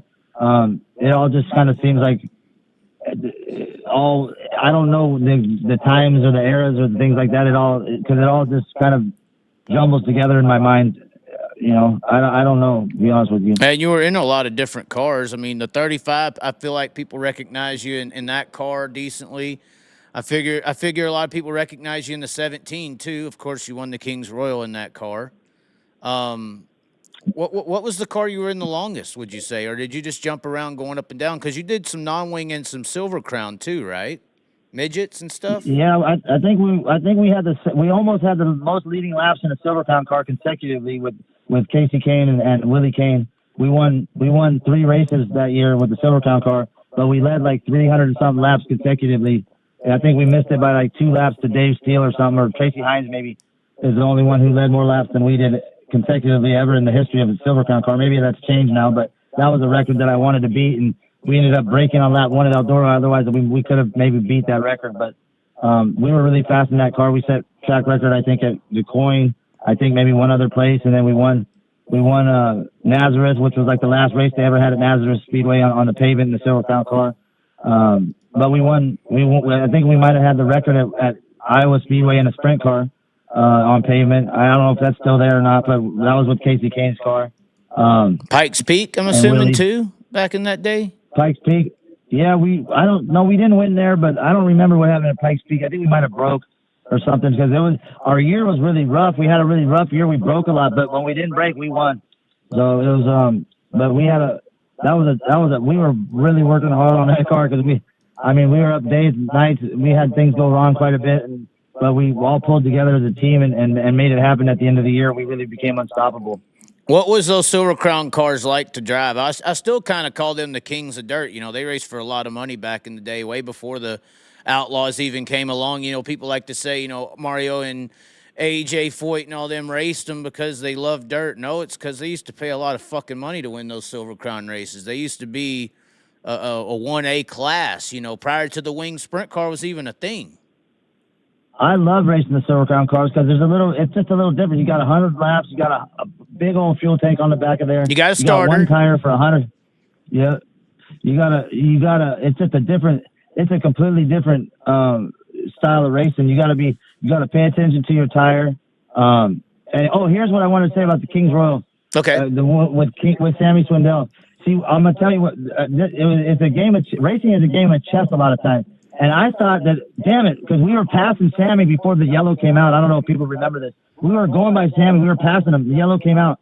I thought, damn it, I just showed him my nose. We're done. We're done. This race, now I just lost the race because the yellow came out. We were driving by him. We were actually passing him. Well, what that did was make him overdrive his car for the next 15 laps and burn his tire off. So what that did was actually won us the race because that's why the reason the tire blew, because he saw us going by him and then he started overdriving the car and wearing out that right rear tire when I was just cruising because I knew the rubber was down and I knew that I wasn't going to have, I knew to be able to pass him, I was going to have to wear out my tire and I wasn't taking that chance. I knew I was just going to have to cruise. So I was cruising and just staying right there with him until he made a mistake or until we got in lap traffic. But then when the tire blew, I knew, and that's what was so crazy was what I thought made us lose the race in the chess game was what actually made us win the race. Because I thought, damn, I just lost the race because I showed him my nose too early. I showed him too early. But then that got him driving so hard that he blew the right rear tire off because he was trying to protect his position. Not that he did anything wrong. He didn't do anything wrong. He was just driving hard, and I was still cruising, you know? Right. So and you had to be in position, too. Right. But it wasn't because of luck, because we were passing Sammy before that yellow came out. We were actually driving by him. And then the yellow came out, put him back in front of us. And then I thought, damn, race is over. But I didn't realize he just wore his tire out and burned it off. Because it wasn't the tire manufacturer's fault because I had the same tire on, you know? I just was cruising. Right. But it was a pretty crazy ending there. I mean, Sammy blowing up like that. I mean, that's, you know, and the track really, it's kind of funny, you know, the track some may consider was really hard or rubber down. But visually, we're watching a clip of it right now. It don't look black, hard, rubber down like we see today. It kind of just looks shiny, looks dusty. It don't really look rubbered. Oh, it was so slick. I never went more than quarter throttle. Okay, so it was just slick. It wasn't rubber that burnt the tire. It was just literally the tires at the time. There was a little bit of rubber, but I literally was just bah, and I was never more than quarter throttle, except for when we were going by them, I was about half throttle. But before that, I literally never went more than half throttle that whole race. Wow. Interesting. And would you consider that your biggest win, personally? Yeah, for sure. For sure. That was the most exciting. I'm sure you got some others on the list, but something like that, how it happened, I mean, you know, talk about Ventura God and Speedway fate. was a lot of fun. Ventura Speedway was a lot of fun because I had my family here. It was local. It was in L.A. area, you know. I never get to race around L.A. or my home, so I had a lot of people here that was like really exciting for me because I always raced everywhere but around home, you know. So that was a lot of fun. Placerville Speedway for the championship for the World Outlaws was a lot of fun because we had a whole lot of people there. My family came up there for that, and that was a lot of fun. I mean, the Silver Crown races were a lot of fun. I mean, every race is. I can't really pinpoint one that was the most exciting or the most, but I got to say Kings Royal was probably it was just a lot of it was so fun for me because I saw how much enjoyment it brought to Jesse Key. He had worked for years and years to try to win that race. And so what I know it meant for him was just so meaningful to me that it was like an accomplishment that I was so happy to be able to give that to him, you know? Right. Yeah. I gotta, when you're doing something like that to that degree on that level and how it happened, the shock, you know, there's probably no one watching that. Once again, you've been on the side of watching it from the infield or the pitting area now. How if you are honestly watching that from the infield or pitting area, you're like, white flag, it's over. Well, we tried, but we finished second, you know? Right. And for it to turn that hard. It was a dramatic finish, which made it even better, you know? Right. Because I thought, I thought we gave up the race when we showed him the nose, you know? I thought I showed him my nose too early. I screwed up. I thought I screwed up, you know? Right. And then come to find out, that's what actually got us the win, you know? Right. Yeah. That is what happened there. It was really popular win too. I feel like a lot of people liked seeing you win that race. Oh, here's another thing I wouldn't mind clearing up too, because A lot of people say that my anger, I have anger and this and that. But I want to say something about the video at Williams Grove that everybody had seen and watched. I wasn't. So even we're angry. talking I was about. angry Hold at first. on. The one that where you go crazy and start yelling at some fat ass flagman or something. I can't remember it word for what word. What happened was the guy in front of me motor didn't take off, so I hit him, pushed him, and then I drove around him to pass him because his motor didn't take off. Then they black flagged me, and I was like, "This is bullshit, man!" Like anybody who was watching that would know the guy didn't take off. I got to go around him. What do you want me to just stick stuck behind this guy? I couldn't do it. So then, but then when I realized that the cameras were there, I was just putting on a show because I realized, like, if you want to look at something funny or look at some stats, look at how many views that view has. Look at how many views the King's Royal win has. Like, I'm not dumb. I'm pretty smart when it comes to publicity and getting stuff. So you want to see, if people don't know by now, there's no such thing as really bad publicity because look at Donald Trump, man. They have tried He's to the put best so much bad example. publicity on. He's the best example. But just go look at the views on how many views that video has and how many views Winning the King's Royal has. And I'm telling you, it's probably 10,000 times more views on that video than there is Winning the King's Royal because people don't want to watch. They want to watch shit that's dramatic. They want to watch things that are happening. That's why I want to make a show on LA, the real LA. I want to show people the real downtown LA because I don't even need to script anything. I can just walk around with my Ray-Ban meta glasses on and there'll be enough drama every day that people will trip out. People will be like, what the fuck is going on? This is crazy. Like, it's not even it's like beyond reality when you see what's happening, what's really happening. People would not even believe it. It's unbelievable. Right. Well, I was just pulling up the stats here to see if you were right or wrong to validate here. I believe the pit action fight that you're referencing, I think, where you're walking down there with the Peterbilt shirt on, that has 449,000 views. So your thought was correct. Obviously, it might go up a few now. But this was an interesting deal. So it is like you're just walking down there to begin it. And then, once you see people are paying attention, that's when it switches a little bit more. Right. And yeah. I'm just trying to make, I'm just acting for the Do cameras you think at that that point. the dreads made it worse? I You see how they're popping dreads, up man. and down? It looks like, Carrot Top, but the ghetto version. I'm I just miss saying. my dreads. I got my dreads. I got my dreads done now. in Bali. No, I don't have. You're I have full-blown a Lamar little mohawk. Jackson. No. I got those dreads in Bali. When I was racing in Australia. I'll tell you a funny story. People In Bali. just so That's people can have a little- outside of Perth. Yeah, it's not far. It's in Southeast Asia. It's a big surfing community. But what happened was I went to go drive for a guy in Western Australia, and he didn't pay me. He wasn't paying me. He was supposed to pay me $10,000 to go there and race up front. So when I got there, I had money because Australia is expensive to live, and they have a lot of money. So I was supposed to get $5,000 when I landed, and $5,000 2 weeks later. He didn't give me any money. I'd been there for like 3-4 weeks, and I had no money. I was like, bro, I need my money. I haven't got paid. So I ended up having to steal his car. I was staying at a hostel. You stole his car? I gotta stop. What? I've never heard the phrase I had to steal his car before until just now. This is good shit. Continue, please. No, I had to steal his car for leverage to get my money to get paid because he wasn't trying. That was your only idea you could think at the time.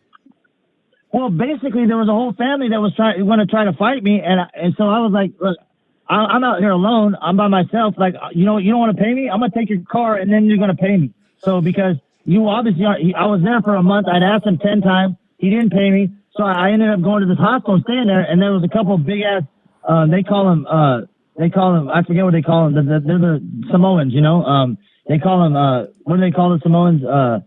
Shoot, I forget what they call them. But there was a couple there that were big dudes, and I said, I'm going to get payment. These guys owe me some money. They said, you want me to come with you to protect you? I said, no, but if you want to wait around the corner, make sure I don't get jumped, that'd be cool, So they waited around the corner for me and made sure I didn't get in any trouble because there was a whole family of them that, they could have jumped me, whatever. I didn't know what was going to happen. So I gave him the keys to the car. He gave me my money. And then I said, fuck it. I left Australia and I went to Bali and I had the best time of my life.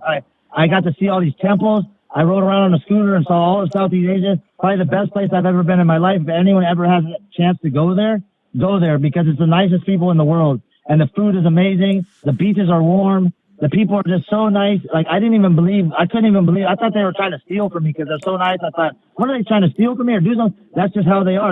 You got families, 3 people, a wife and a husband riding with their kid on the back of their scooter. That's how they get around. It's just a simpler way of life, and it's really nice and fun. It's cheap. But that's where it's you got. amazing That's the beaches. story of how you got the dreads.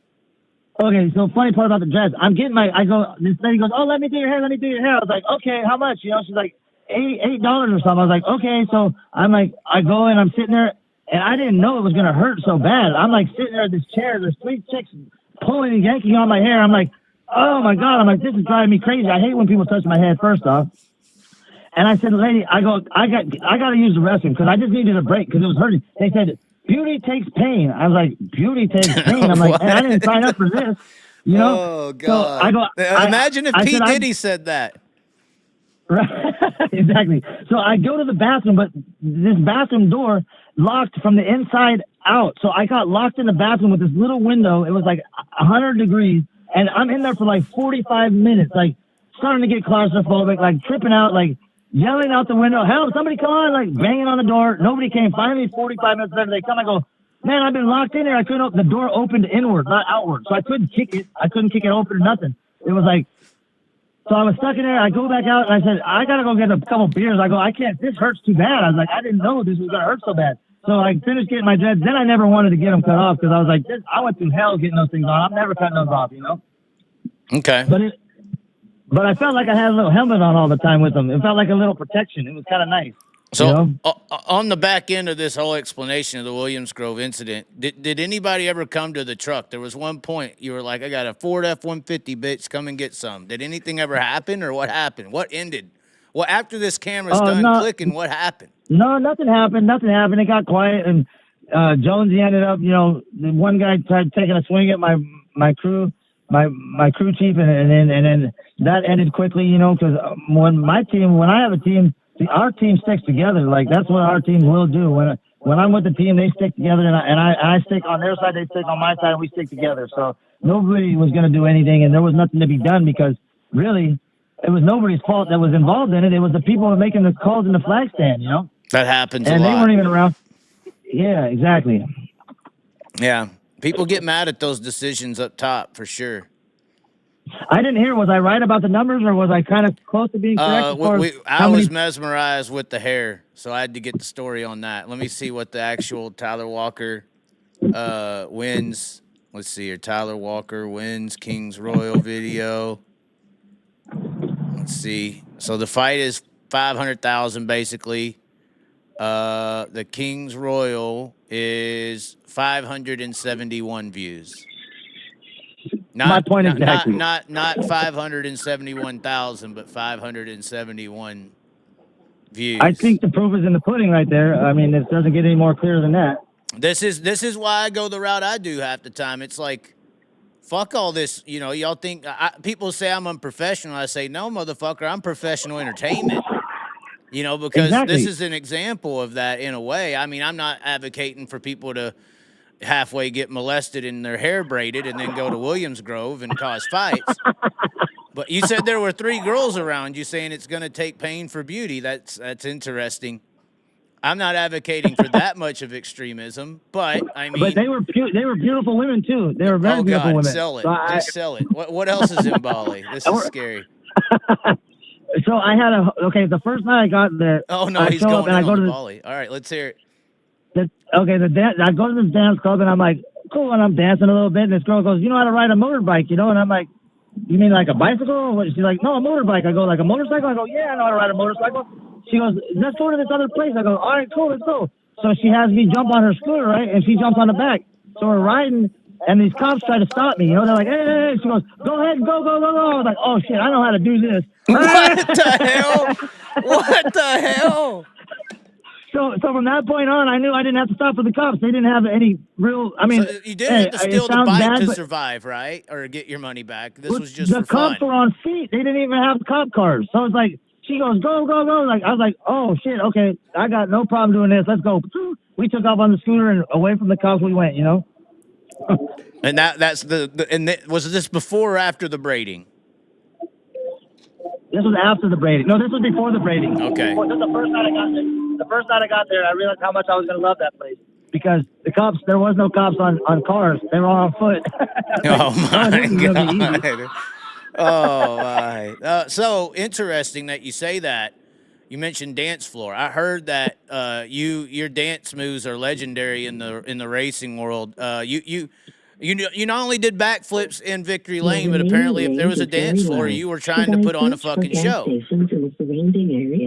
Oh, you got the cop. Go ahead. What was Say it that? again. Was that like some kind of meta AI cop talking to you? What was that? Oh, now I got you. I got you back now. Go ahead. Okay, I hope. In many ways. But no, I was asking, what's these dance moves? I hear you do backflips on the dance floor every time you went out to some place. That was how you got them. Yeah, that was my trick, you know. that was my, because I'm not tall, dark, and handsome. I'm short, little, and white, you know. So you had some bag of tricks. Not just like the drug bag, because I wasn't standing there 6'5", dark and handsome. I'm standing there 5'5", short, you know, and I had to have something that I could draw their attention to. So that I did my little breakdance moves that I had and a backflip, and it worked, you know, because I didn't usually have a problem attracting the women. That wasn't my downfall. Was it the backflips you think that sold them all, or the cocaine and drugs? No. The cocaine and drugs. I didn't have any cocaine and drugs in Bali or any of that. I was talking about just going to clubs. It does seem like drugs and women go hand in hand. They play in that influence, I believe. Well, usually I wasn't always about that all the time. That became later on when I became addicted and whirlwind. But normally I was just a social partier who got addicted to where I didn't become a social partier anymore. I became a drug addict, you know, a full blown junkie, you know, who had to have it and couldn't go without it. And right, different scenario. Every minute for it. But before that, I was a social drinker, a social partier. I just did it to have fun, you know, and enjoy myself and have fun with other people. You know, it wasn't like it consumed me every day. I just did it socially, and I didn't have a problem where I needed it every minute. But then that happened when I wasn't racing and I didn't have any connection with my family. I didn't have any connection. I lost my connection with people. And I once I started doing crack is when I needed to do the crack so that I could hit my bottom, though. That's what I realized, because without it, I would have kept on going the way I was going, and I would have been unhappy for a long time, but it wouldn't have hit the bottom so fast. When I started doing the crack, you know, 3-4 years ago, is when I went downhill fast, and I ended up on Skid Row and ended up. And at that point, I would assume at that bottom there is just sex or drugs, you know, and that's it. That's it. All I cared about was fucking and doing drugs, and that was it. I didn't care about anything else. And luckily, I got drug tests. I mean, I got my AIDS test and all my stuff, and I'm clear, so I don't have to worry about that. So I didn't get any diseases or anything. Yeah, any STDs. Okay, well that's good. Other situations that occur at nightclubs. I've always made this joke. Like, the only time we've had a sprint car driver on TMZ was when Tyler Walker fucking broke a pot outside a club in L.A. What happened there? You know what I'm talking about? The day before that, I actually had my knee surgery, so I was in there on morphine and That's highly, not a good combination, Tyler. I wasn't supposed to go there because I had just had my knee surgery the day before, but I didn't want to miss out because it was Mopreme Shakur. Tupac's brother was there. My friend Mopreme, it's Tupac's brother. Okay. I was there with my friend Mark. I was there with a couple of friends, and it was a red carpet event, and so I wasn't about to pass it up. And once I had a couple of drinks in me, I don't know, me and my girlfriend started fighting, and I don't remember any of it. So I don't even know what all happened, or I don't know how it ended up like that, because I was completely blacked out from my morphine, that I don't even know any of it. I didn't remember any of it. I never got arrested. I never got in trouble. I never faced any charges. But it did get on TMZ, and that has quite a few views too, I think. Probably a lot more. Probably does. It probably does. So you're saying, once again, a woman caused it. Well, I caused it because it's me, but it was over something. Me and my girlfriend at the time started fighting. Yes. It was something to do with, who knows? There was drinking involved and pharmaceutical drugs that I should have never been there in the first place, because I was supposed to be in a wheelchair. I wasn't supposed to be walking, but as you could tell, I was on so many meds that I just was walking barely. but I just literally had the knee surgery the day before, and I don't remember not one part of it at all. At all. Only part I remember is what I seen on the video. Other than that, I don't remember anything. And then, so on the back heels of that, you don't remember anybody telling you what happened, or did you wake up and see it on TMZ and shit? I woke up and saw it on TMZ, and then, but all Did my you think friends, it was they cool were at the just point, like, or I mean, was you like, hell yeah, we got on there? no, I didn't care. I mean, I just knew that I shouldn't have been there, and it is what it is because I didn't hurt nobody. I didn't punch nobody or do anything along those lines. I was frustrated and pissed off, so I threw a fucking plant because I was mad at something. I don't know what I was mad at, but I did something that it's not like I hit somebody with a bat or ran somebody over or harmed somebody. I heard a freaking plant or bush that was there, you know, because I was mad at something. I don't know what I was mad at because I don't remember. So, Right. But I know, but I never thought it was cool. I wouldn't say that. I thought, damn, I probably shouldn't have went there, even though, you know, it was with a couple of my friends and it was a red carpet event. There was a lot of celebrities. Which is there. probably why So TMZ was there. Exactly. So that makes sense. They caught something, and it was you throwing a plant. Yep. That's all they had. So But I guess everybody else was that's all they behaved, had. basically. Exactly. Right. Exactly. So into the racing world, you said you're coming back and winning. We're coming back to win. I don't come back for anything else, and I think we're gonna win a lot more because I don't have the monkey on my back. I don't have to carry any weight. I don't have to hide anything. I can focus better than I've ever been able to focus because I don't have to go and I don't have to hide anything that I don't have to do anything that I mean, before I was, you know, I was a pothead. I smoked a lot of weed. I always constantly had weed with me, and I constantly always had something that was holding me back. And I don't have any of those weights anymore. So you're And I even don't off have the to- weed. You don't use medical marijuana at all. No, I could have it for sure. They would give me that prescription in a second, but I'm not doing it because I don't want I don't want to change my reality. I like my reality. I love who I am. I don't need to do that. And I used to love weed a lot, but I think that I want to be able to piss. I was on probation for 8.5 years. I never gave him my piss one time. I gave him synthetic piss every single time. And so what every month I'd have to go in there and I'd have to put 4 underwear on, put a bag of piss under my balls, and get it to the right temperature, and have a little hose hanging out, and I'd have to piss in front of my probation officers, and I'd have a sweatshirt on, I'd have a lanyard, so I'd have all these distractions. I call it flare, you know, or whatever you want to call it, so that I could distract their eyes from the little hose that's hanging off my dick so I could pee synthetic urine. But now I can give my piss. Yeah, I can get my piss now. In 8.5 years, I never gave my piss one time because I would have been dirty every single time. Wow. So for me to be able to So say, it's like you broke some chains and you don't want it anyway, no matter how you feel about it. It's just a chain that's broken. I don't want the chains. I don't want them. I don't want nothing. I want to be able to go to a piss test, a mouth swab test, my hair test. You can fucking test me however you want to test me, and I'm not afraid of it anymore. I don't need to be, you know. And I could never say that before. I just always was trying to learn how to figure out how to beat the system, you know, so I can get around it. So now I have to do that now. You're not worried because other people, you know, they talk about, the tires, the wings, the changes since back then when you were racing. You don't think that'll take long for you to adjust at all? You just think you're going to figure it out that quick to be competitive? I mean, it's not like the West Coast isn't an easy area. It's one of the strongest areas of the country right now, you know, for a good driver. I'm not going to say anything other than let's just wait and see what happens, but pay attention because I guarantee you we'll be up front. That's for sure. Up front. Yeah. I'm going there to win. I'm not going there otherwise. I'm going there to win, and that's the only way I go to the racetrack is if I feel like I'm going to win. If I'm not going to go there to win, I don't want to go. I won't go. Well, I say that to people all the time. If you don't think you can win, you already lost, you know, so. Right. The only way I'm going there is to win, period. Well, and I don't it have don't any matter other who's thought there in my mind. It don't matter if Kyle I don't pops give a in. shit You who's ain't there. worried about Kyle, are you? No.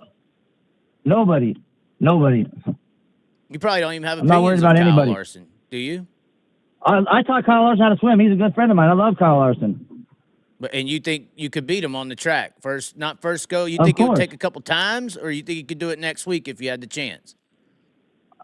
We could do it next week. We definitely be racing hard together. He's one of the best out there, but I know so am I. So I don't have a doubt in my mind. I hope a lot of these other race car drivers get in the car feeling the same. Because if they ain't, they need to get out of it. You know, we got a lot. I think we got a lot of drivers in today's society that need to be car owners more so than drivers. You know, because real drivers have that mentality behind the seat.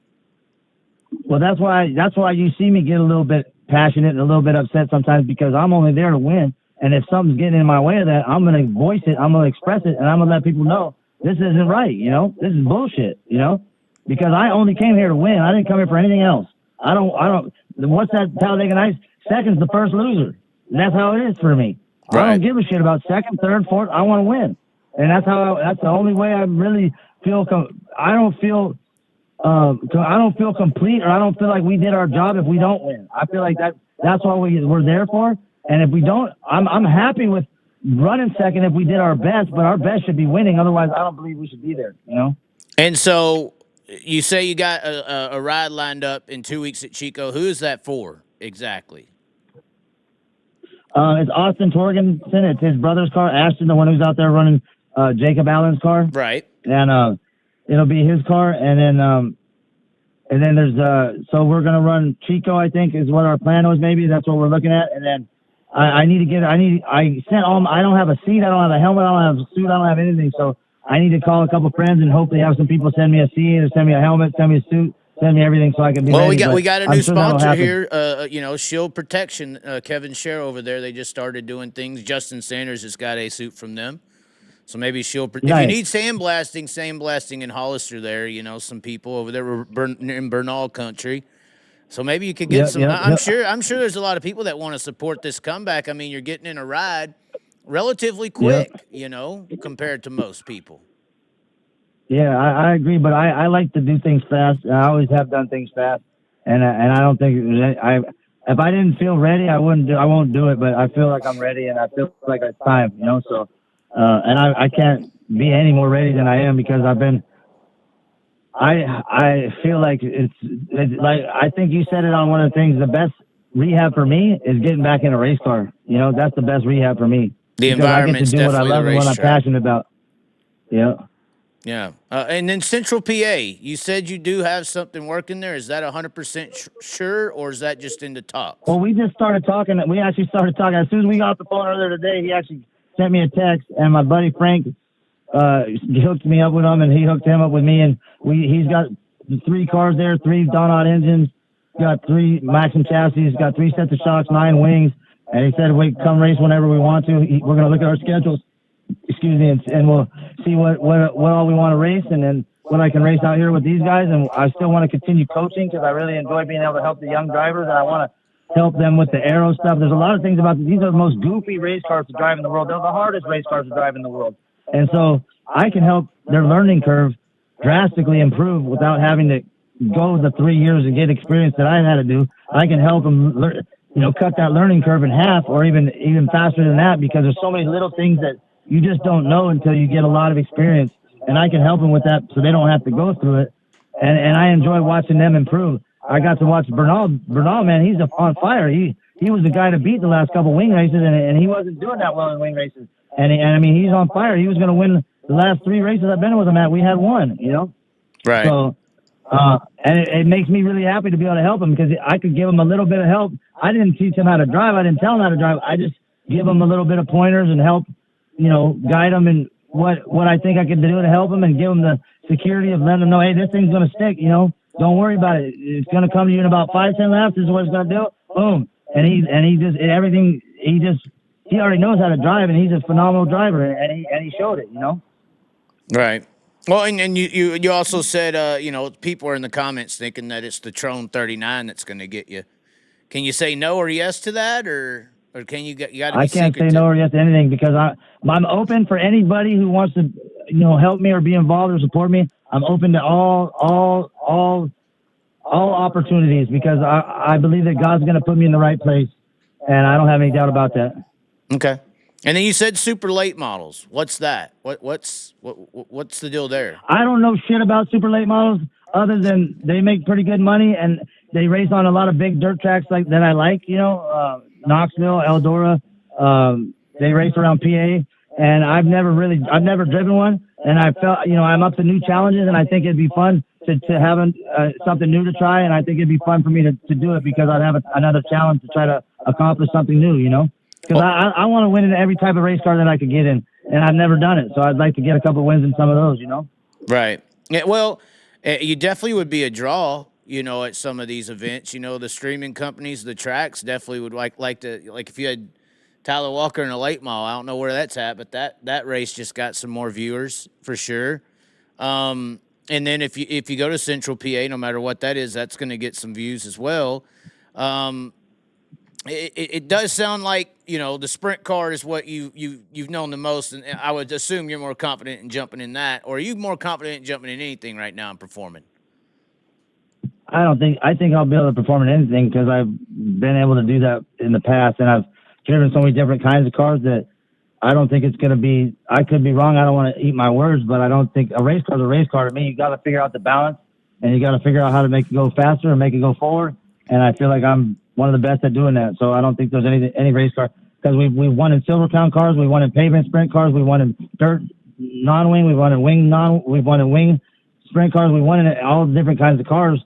So I feel like I have enough diversity in different kinds of cars that it's just be something fun for me to do, something different, and have fun doing it. And I know we could win in it because those guys come over and they do really well in the midgets and in the open wheel stuff as well. So I think it'd be fun to go into their world a little bit, Well, the world's changed even in sprint cars. There wasn't no such thing as a high limit thing. I don't even know if you know about the high limit deal. What do you think about the split? You left the world where the World of Outlaws was the World of Outlaws and everything else was everything else. What do you feel about this split in the sprint car world? I love it. It's just allowing for more fans. It's getting more publicity to sprint car racing, and it's showing the world how exciting they are, because a lot of drivers, they won't drive sprint cars. They're just afraid of them, because they're so wicked. They're so fast. They're so violent. They're so exciting. They're really the hardest cars to drive in the world because they defy gravity. They defy logic. And this is what I'm helping my drivers with, that I'm helping is when everything in your mind tells you to go in there and roll out of that throttle, you got to keep it to the floor, because the harder you drive it in there, the more downforce you have on the wing, the better the car's going to react. But in your mind, it's telling you slow down. But you got to do the opposite, and that's a difficult thing for a lot of people to be able to do. You got to be half nuts. I mean, sort of crazy to do it, because it's just not. You can't be just a normal person. I don't think, because it's kind of like it's not a typical way of how you drive any type of race car. Because the harder you drive it, the better it's going to respond. I mean, and that's in the summertime it gets a little bit different, but because they're so slick and dry. But in the spring and in the fall, I mean, you got to literally just drive that thing as hard as you can possibly drive it at every lap if you want to win races, And so not a lot of people can do that. It's a difficult car to drive. It's a difficult car to learn how to drive with the stagger, the big tires, the wing. There's so much horsepower. They're so lightweight. They're very erratic. They're just exciting, and they excite me, and they make me. I get scared to death watching them. I can't watch them. I get scared. I get like, oh shit, oh man. I'm like, But when I'm in the car, I don't get nervous at all. I mean, I feel at peace. I remember I would fall asleep in the cars a lot of the times because that's where I relax. That's where I feel at home. That's where I can. I'm probably way high strung when I'm doing everything else in my life. When I get in the race car, it's like I was like, oh shit! Everything in my whole body just goes into complete focus and complete relaxation and complete just focus mode, And that's the most relaxing I ever feel is when I'm in a race car, actually.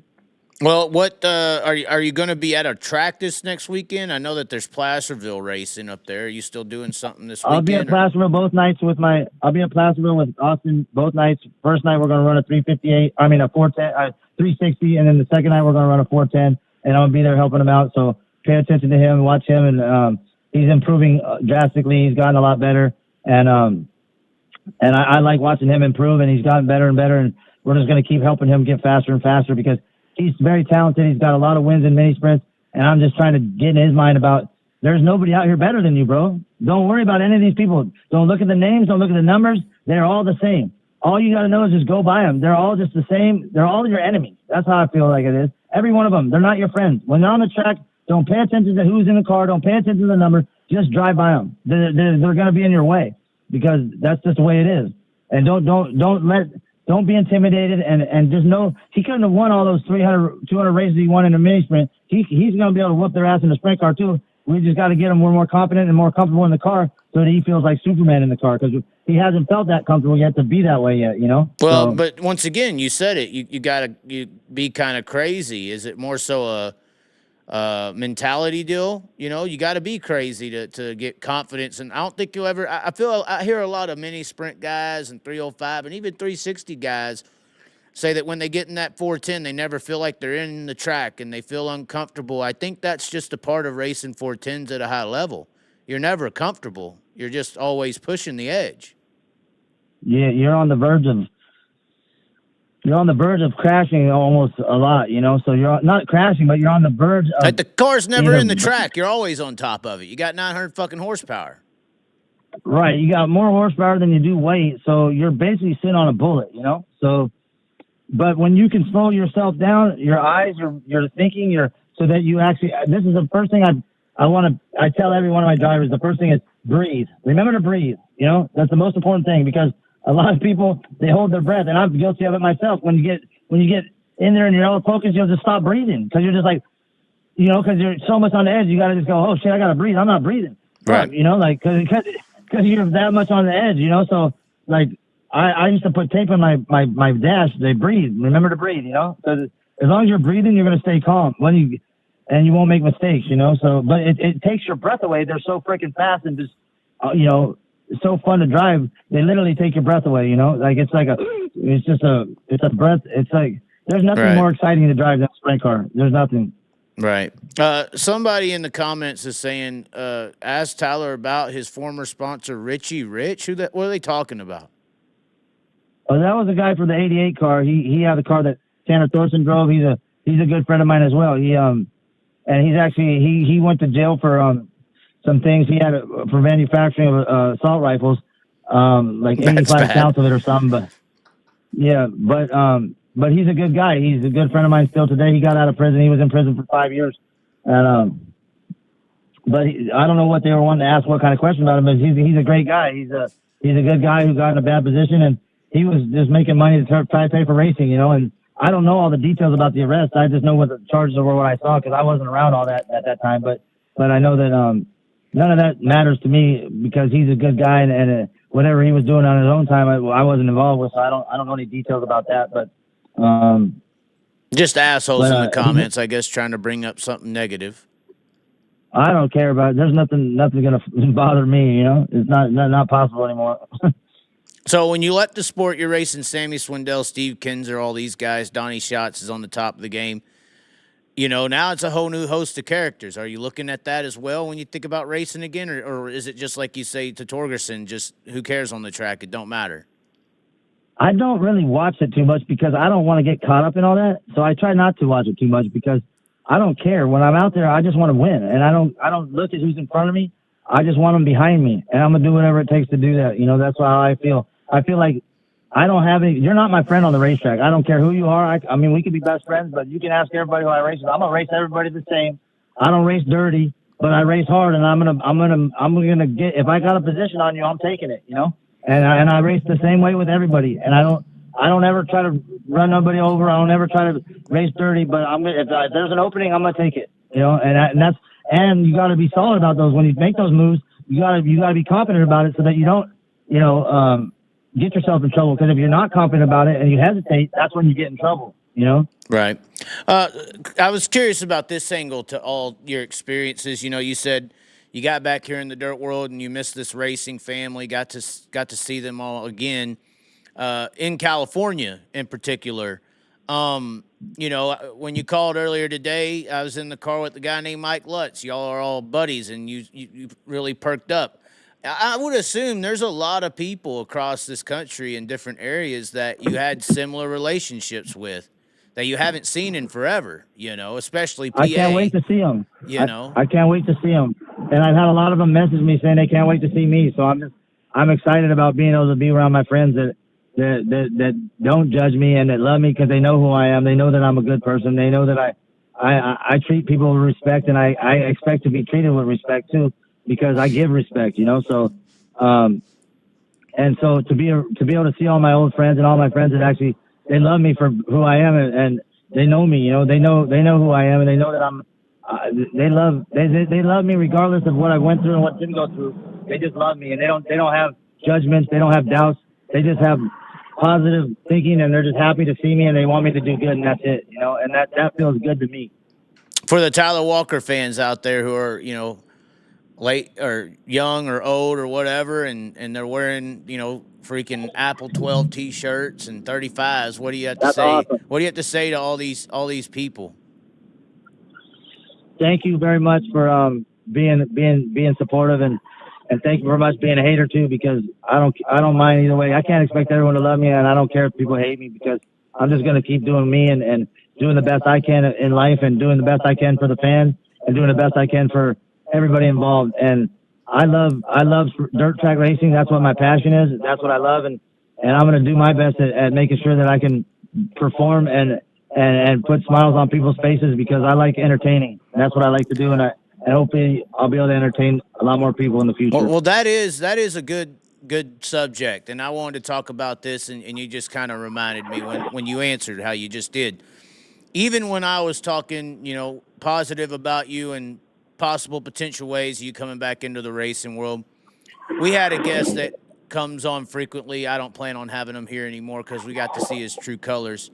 And I should have saw him then in this discussion, but his angle was Tyler Walker doesn't deserve another chance. He had plenty of chances, plenty of opportunities. He destroyed every opportunity he got. Why are you trying to give this guy who's strung out on crack any kind of opportunity? And this is in that hater department. And I think there are a lot of those out there. Maybe not as many as the supporters, I don't think. And maybe definitely not as loud now that you're coming back and shutting their mouth. I'm just saying, now that you're coming back, now it's scaring them, making them look stupid. What do you want to say to those people who say Tyler Walker don't deserve another fucking shot?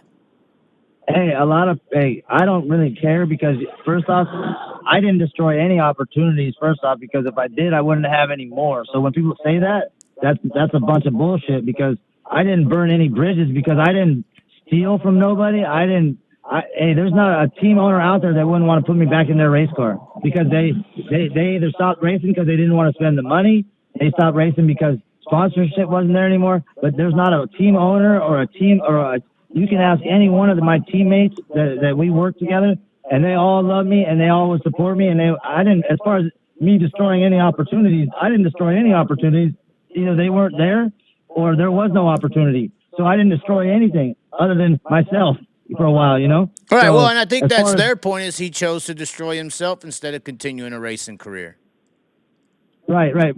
But as far as destroying opportunities, I didn't do any of that, because there's otherwise there wouldn't be any more opportunities. I would have destroyed them. So that thing doesn't make sense to me, but I guess, and I don't have any hate towards the haters. I'm all love, man. I got love for everyone. I got love for the haters. I got love for the supporters. So it sounds like you're halfway. I mean, I'm not saying you're agreeing with what that point of you chose the drugs over the racing career. You're saying that was kind of a part of the drugs that took over your decision making at certain points.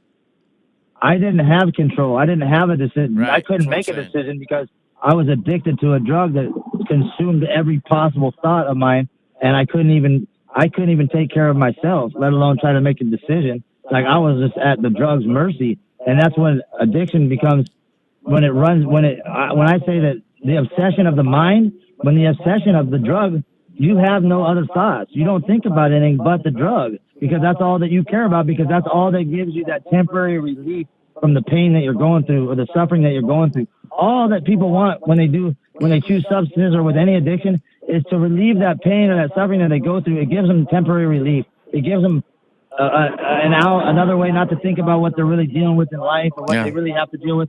It's not like I decided to become a crackhead because I wanted to. I didn't make that choice. It's just what happened to me because of circumstances that arose that I ended up becoming addicted. I didn't wake up and say, I can't wait to become a junkie on Skid Row and get shot and get my face smashed in and get my car all beat up and get jumped and and learn how to sell crack cocaine and learn how to I didn't wake up thinking that. That's just what happened.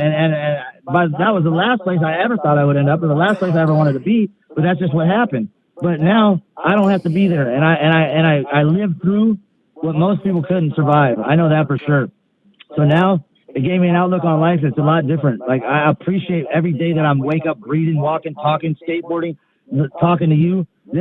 I appreciate it so much, and I have so much appreciation for just breathing, because so many of my friends are dead, are gone, and I'm talking about my race friends. I'm talking about racers that I race with are dead. They're gone from racing, from overdosing, from being murdered, and I've lost probably 40 friends just in the last couple of years from acquaintances from where I've been living, and my circle of people acquaintances that I deal with, I've lost over 40 people. And I'm lucky I'm not one of them, you know? So I feel blessed. I feel thankful to God. I thank him every day. I have a little prayer. I say, thank you. I love you. I'm sorry. And please forgive me. That's the simplest prayer I learned it.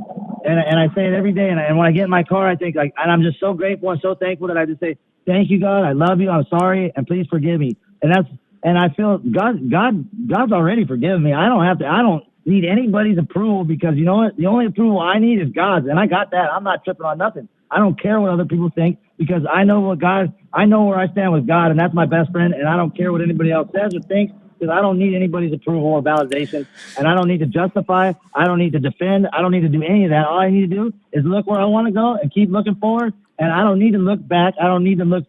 All I want to do is enjoy today and keep my face and my eyes looking where I want to go, because I don't need to look back anymore. I did plenty of that.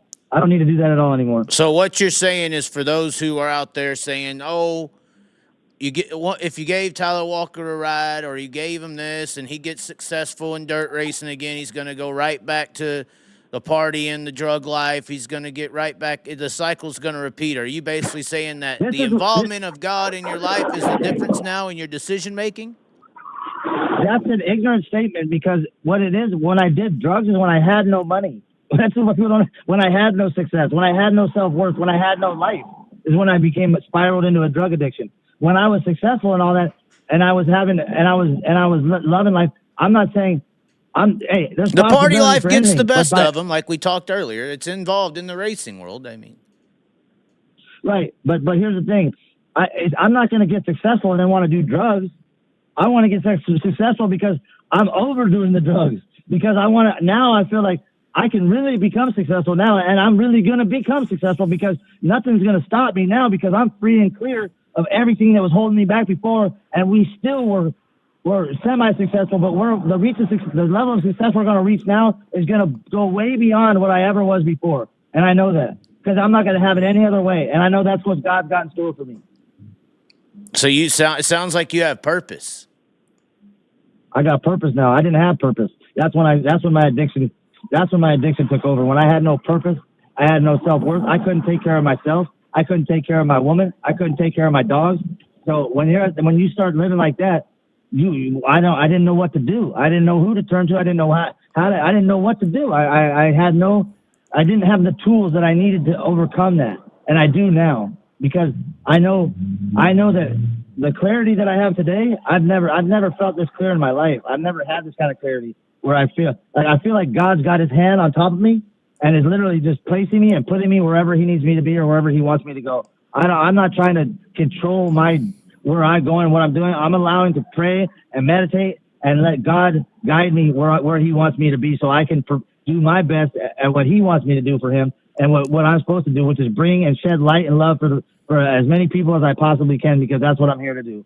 Well, I think it's a great message, but you still got the guys in the comments saying, prove it. They want you to prove Talk it. shit all you want to. All that does is give me more desire, more fuel, and more to prove more. Right, go ahead. I expect them to say that, because you know what? They have to, because they have doubt, because they don't have the faith that I have in God today. So right. And I don't expect them to, because they don't know my relationship with God. They don't know my relationship. They don't know what my They life, probably what don't I even went through, have a what I've relationship with God. That's why they only believe in repeating. In failure and repeating. And right, exactly. Because they don't know how it is to live with success on your side in the mental capacity in a God relationship. I have fingernails on my hand. This is the perfect thing I could tell you right now. I've never had fingernails in my life, because I've always had anxiety. I've always been nervous. I've always been, had doubt about myself. For the first time in my life, I got to cut my nails with fingernail clippers, because they're growing, because I'm not biting them, because I have no anxiety. I have no fear, and I have no I'm not afraid, and I feel like I feel like the level of spirituality that I have in my relation with God, there's nothing that can break me down anymore. So bring it on. Go ahead. Bring it on. I don't give a fuck. He's not gonna do nothing to me. That's the way to say it right there.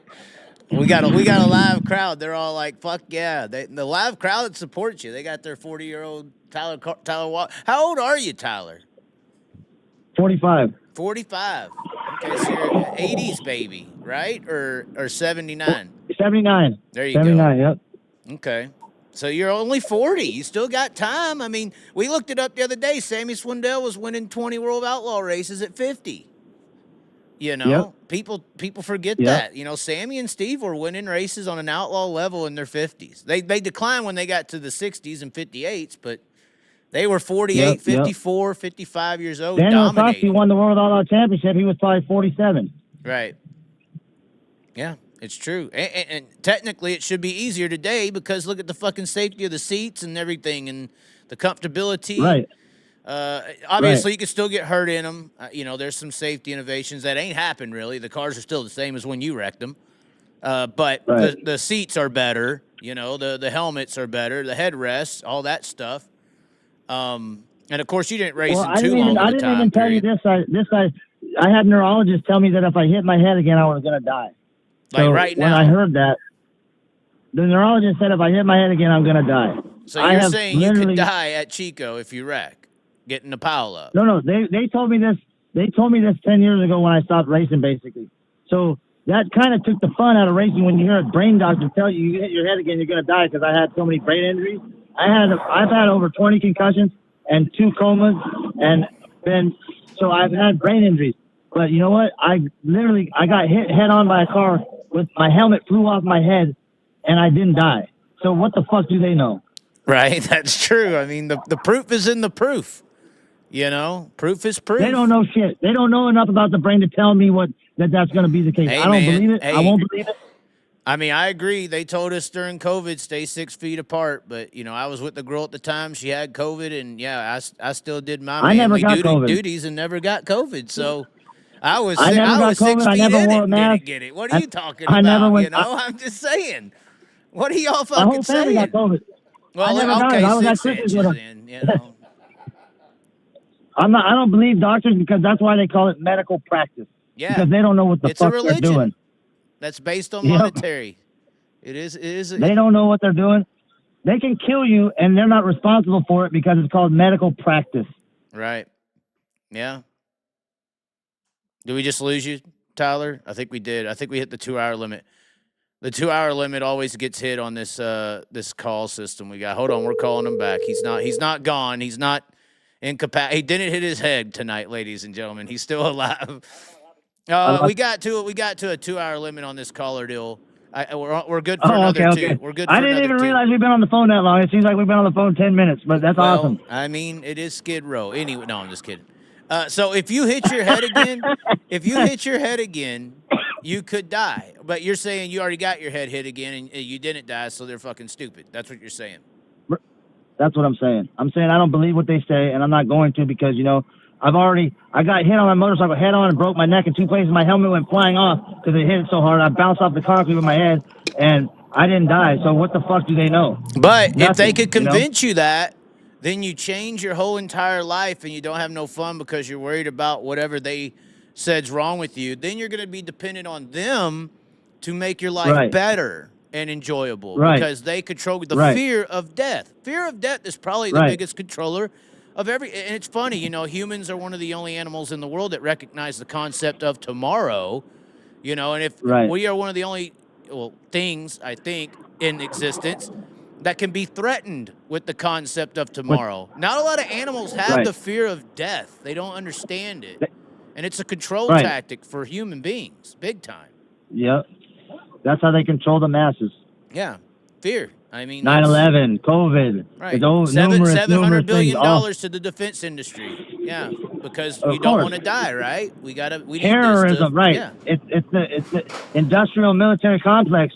making and needing more money because these are the politicians that own it all, that get all the money. I mean, I know all about that because I've had many of hours to sit and watch YouTube and watching decipher and learn and figure shit out that not many people ever even figure out because they'd rather watch some drama on, I don't know, on a murder mystery or some bullshit. I don't know. I don't watch TV. I always just watch informational videos, but or adult movies. But of course, that's an addiction as well. That's a big addiction. I think women's a huge addiction there. You better watch out.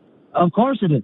That's why I got a new friend. I got a new dog, and I'm taking a break from the women for a while because I'm gonna demand that I have exactly what I want, and it's gonna support me and lift me up, and I'm gonna lift them up, and we're gonna help each other, not harm each other in any way. And not that I'm saying any other women did that before, but I'm saying that I'm gonna be a lot more picky, and right now my bed partner is my pit bull that I just rescued a week ago. His name is Biggie Mac, and he's a big pit bull. He's a big baby, and he turns out to be the best dog ever. I rescued him a week ago from the pound, and I love him, and he's like my bed buddy now, you know. Yeah. I snuggle with him now, and he doesn't bitch at me. He doesn't expect nothing from me. Just throwing the ball for him a little bit and give him some food, and then he's happy, you know. Yeah.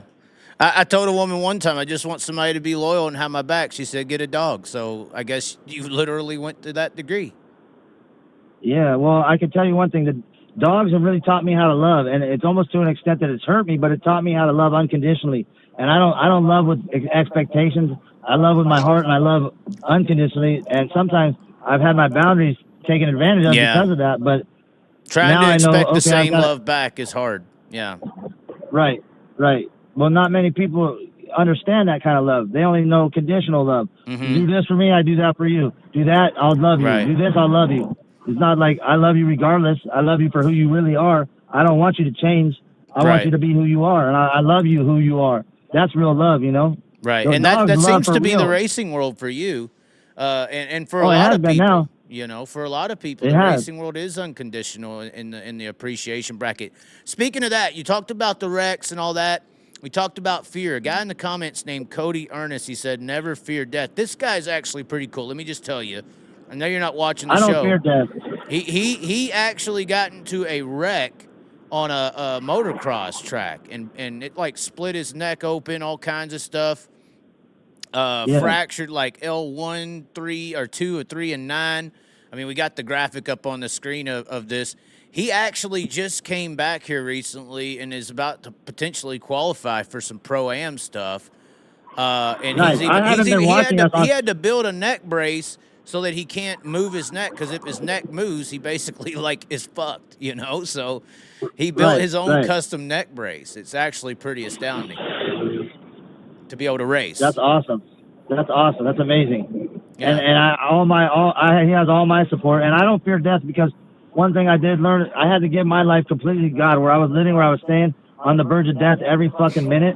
I literally had, my life was totally in God's hands, because otherwise I had to learn how to live in a place this is the most dangerous place in the world. 6 people a day die in this 10-block radius. 6 people a day die there. So your life is literally, you're on the verge of dying every day. All you see is death, pretty much. So I had to learn how to give my life. I put my life completely in God's hands. That's the only way. That's why I have fingernails now, because I'm not afraid of dying. I'm not afraid of. My God put me through and got me through shit that I never thought I could have ever had to endure or go through, only because and kept me safe through the worst conditions. So my faith, I got 100% faith in God, and if it's my time to go, it's my time to go. Because I've loved every minute of my life, and I love life, and I love it, living life. But I'm not gonna fear death. That's for sure. Well, see, and it's funny, that switch kind of happened for me at one point. I had extreme, like, lower back pains. I thought I was looking up, you know, I did the mistake of WebMDing it and basically convinced myself I had, like, kidney failure. I went to a hospital. I was like, this is it. I'm done. I went in there, like, because it was extreme pain. I've went through a lot of pain in life. And I went in there expecting to get some kind of catastrophic news. And the guy came back after the MRI and all that and was like, oh, it's nothing. He said basically it was because I had lost a lot of weight and the loose skin pulled the muscles around my rib cage.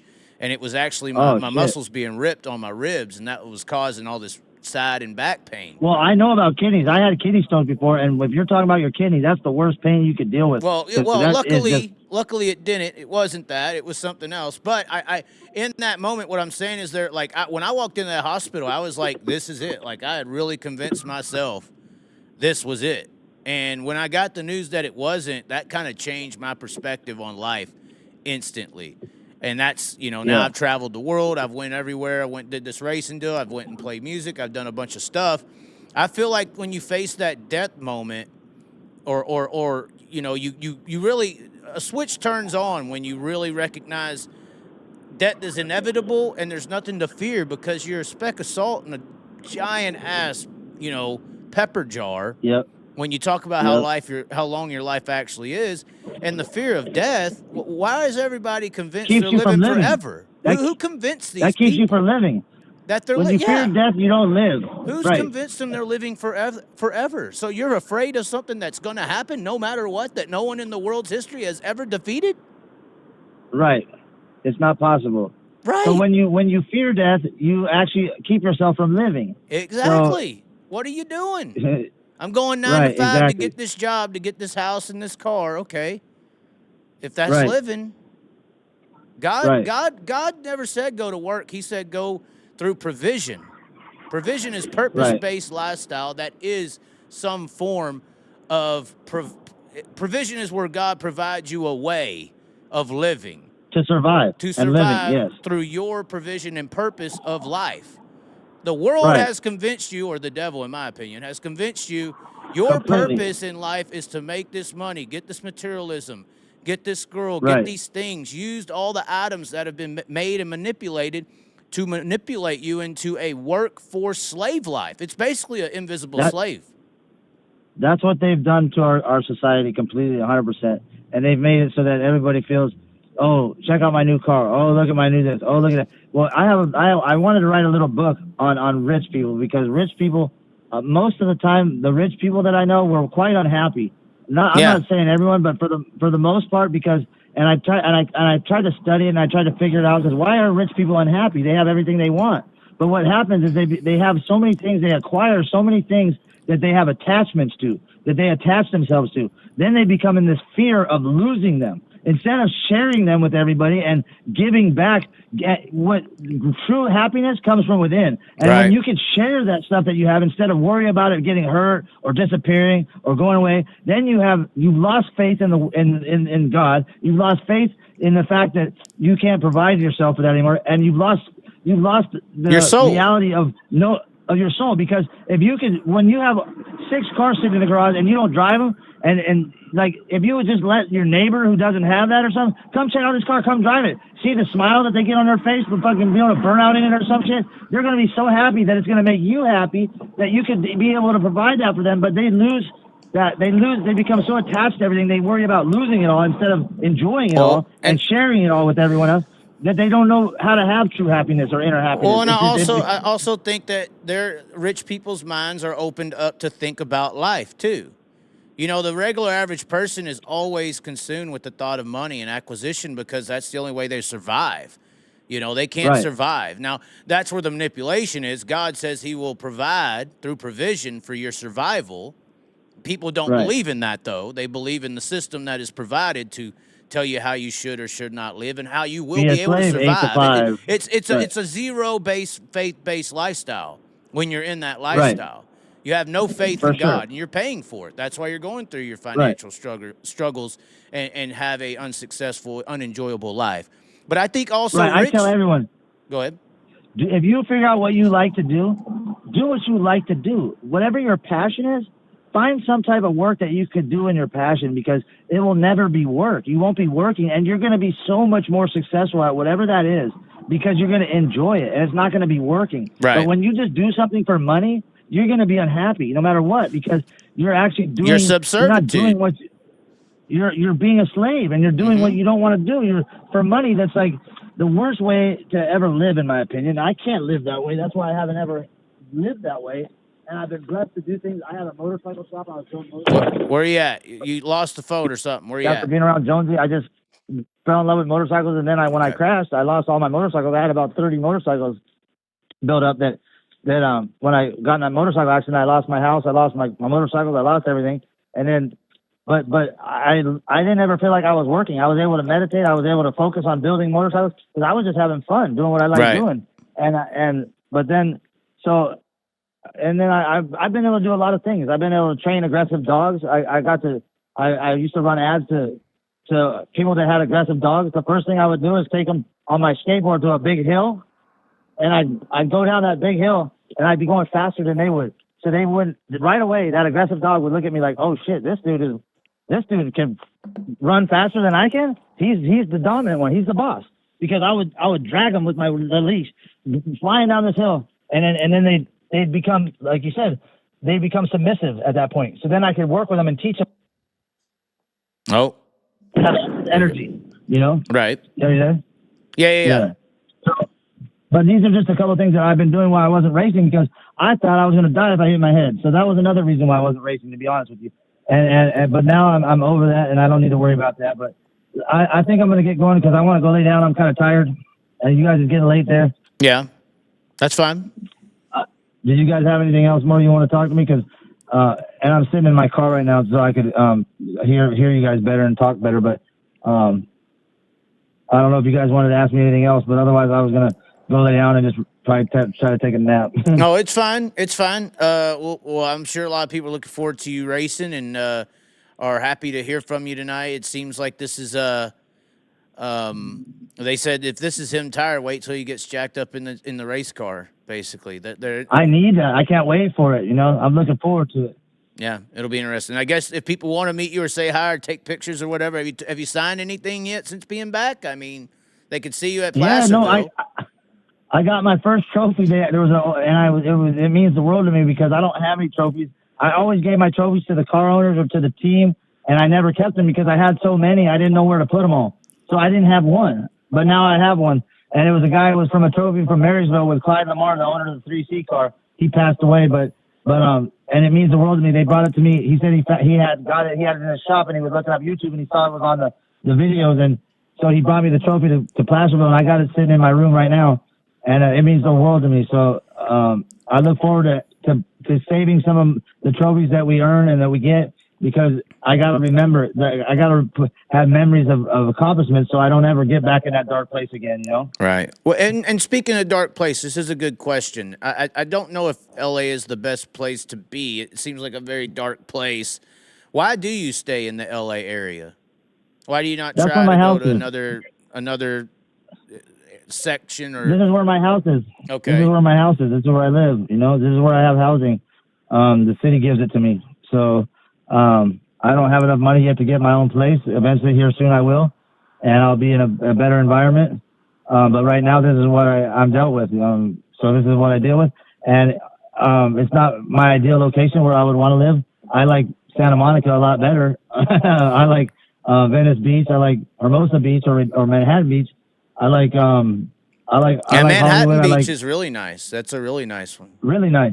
I lived in Hermosa. I love Hermosa Beach. I love Manhattan Beach. I love Santa Monica area. But right now this is the cards I'm dealt, and I guess it's what I have to go through. So because I still have to see it on a daily basis, but I don't have any desire to do it. I don't want it. It reminds me of what I don't want. That's for sure. But is this the ideal location for me to be? Probably not, but it's where I have right now. I have housing, and this is where I lay my head, and I don't, because I'm an independent person, you know, I like to earn my keep, and I like to stand on my own 2 feet. And so this is where I ended up, and this is where I'm supposed to be getting a house right now. I have to go through 2 guards to get to my place, and I got to be in there alone, you know, so, but I actually have, it's not the ideal place where I want to be, but it's my own bed. I sleep well in there. I'm at peace there. I don't have to. I just go in there and go to sleep, lay down, take a shower, and then I'm gonna go to my mom's house tomorrow and be there most of the day. I don't hang out here all day, just because it's not the best place for me to be. But as far as I don't really have any, I don't have enough money yet to be anywhere else. But as soon as I do, believe me, I'll be in a better place. Okay. Well, thanks for calling in. I didn't see it. I'm glad you got to finally see my video. And just like me, I've been proving them wrong. They've been saying, you know, you're an idiot all these years, taking off, going up down the road. I know that people see that as stupid because they ain't got the faith to take the leaps, but I think that God is on your side on this thing to prove a lot of these non-believers wrong. I appreciate that, and I appreciate you for you do a great job at what you do, and I like that you're a real authentic person, and you know authentic energy cannot be cloned or duplicated. So stay you. That's all I got to say. Alrighty. Well, thanks for calling in once again and reaching out today. We'll see what happens in 2 weeks. 2 weeks, Chico, you're saying. That's when it's happening. Yep. So, yep. Oh, my. The flow 2 weeks in ratings are going to Chico. be so high. The flow ratings are going to Throttle be so down, high. baby. I got a smile from ear to ear right now just talking about it. Oh, my. I guess everybody just circled their dates. You know, although I feel like sprint car racing on the West Coast is kind of like that. It's not like Skinamax or anything, but late at night, you know, it's on, you know, after everybody's done in the Midwest and the East Coast, that West Coast sprint car racing still going on, you know. Yeah, and it's like Skinamax, right? That's what you check out when you go lay down, you know? No. You got to, hey, man, the devil uses the woman more than anything else. It's the greatest hook the world's ever known. For sure. For So sure. we can't 100%. endorse So, porn right now. We can't. Oh, no, I wasn't even saying that. I was Yes, saying you were. it's the same time zone. Okay. It's the same time as Skinamax. I'm not saying it's like Skinamax, but it's the same. I was agreeing with you. That's No, it's all. an alternative. It's an alternative. Is what I'm not we're saying. endorsing porn by any means. I'm not endorsing that at all. I'm just saying I understand where you're coming from because at midnight there, it's 9 o'clock. It's still happening here. Right, So right. It's Exactly. that's So all we're I was agreeing influencing with. people instead of, you know, touching yourself to X Hamster or whatever, to watch West Coast sprint car racing. Yeah, please do. Stay off Pornhub and watch And slow racing. don't and- endorse these whores on OnlyFans. Stop paying for their fucking lifestyle.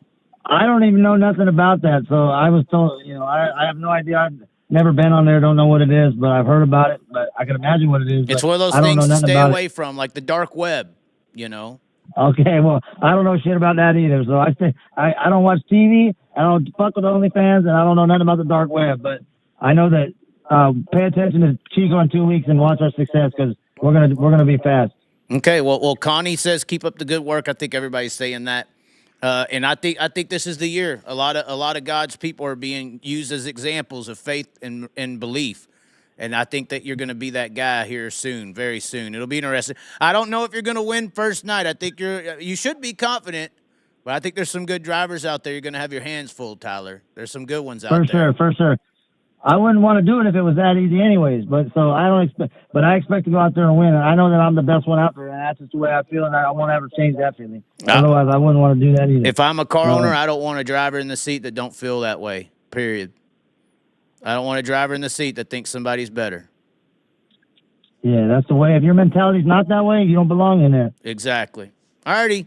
Well, you enjoy your night and your sleep, and we'll who knows? We may get an update the next day after you try this sprint car out again. For sure. I'd love to. I'm going to go snuggle up with my buddy. Okay. Biggie. Oh, Big Mac. All right. All right. Yeah. Thanks for I'll calling, talk to you Tyler. later.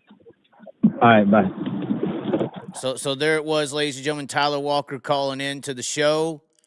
Some very rude people in the comments, but most of you are being nice. That's for sure.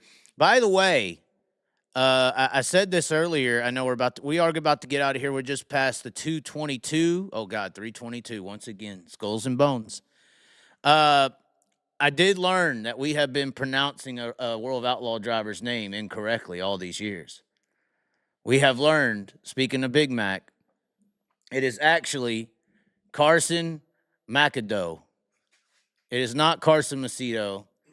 It's either Carson McAdoe or McAdoo, but it is not Macedo. Is it a doe or a do, Mike Lutz?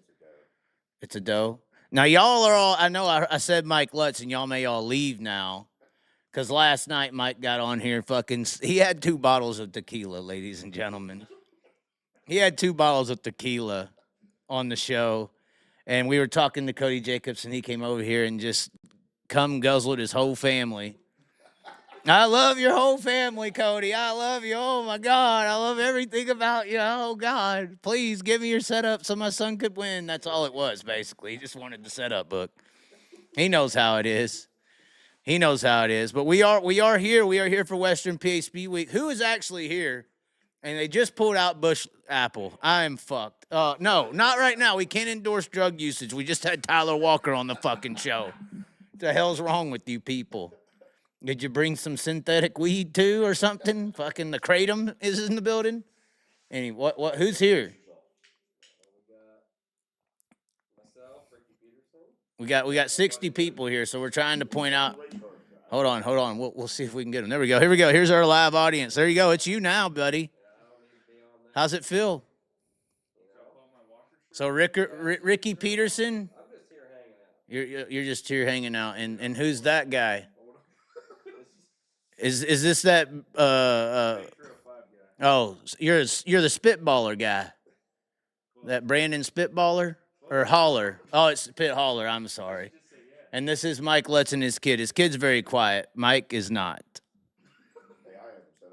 He hasn't. He's been quiet. He's been off the tequila. No alcohol tonight, ladies and gentlemen. And I did learn outside of the Carson McAdoo deal. I know some people are questioning this. I was shocked. AJ Flick has not retired. He still races in Western PA. I thought he retired after he won the Dream at Port Royal. I thought that was it, his big win, and he quit or something. But apparently he still races. And then there's another car around here from this area. I can't remember who it is, but he flips all the fucking time. It's an orange car. Who is it? So it's Candles. Because he always lights up the wall with the car and just smokes the chassis every time. Logan McCandless, yeah, he wrecks all the time, man.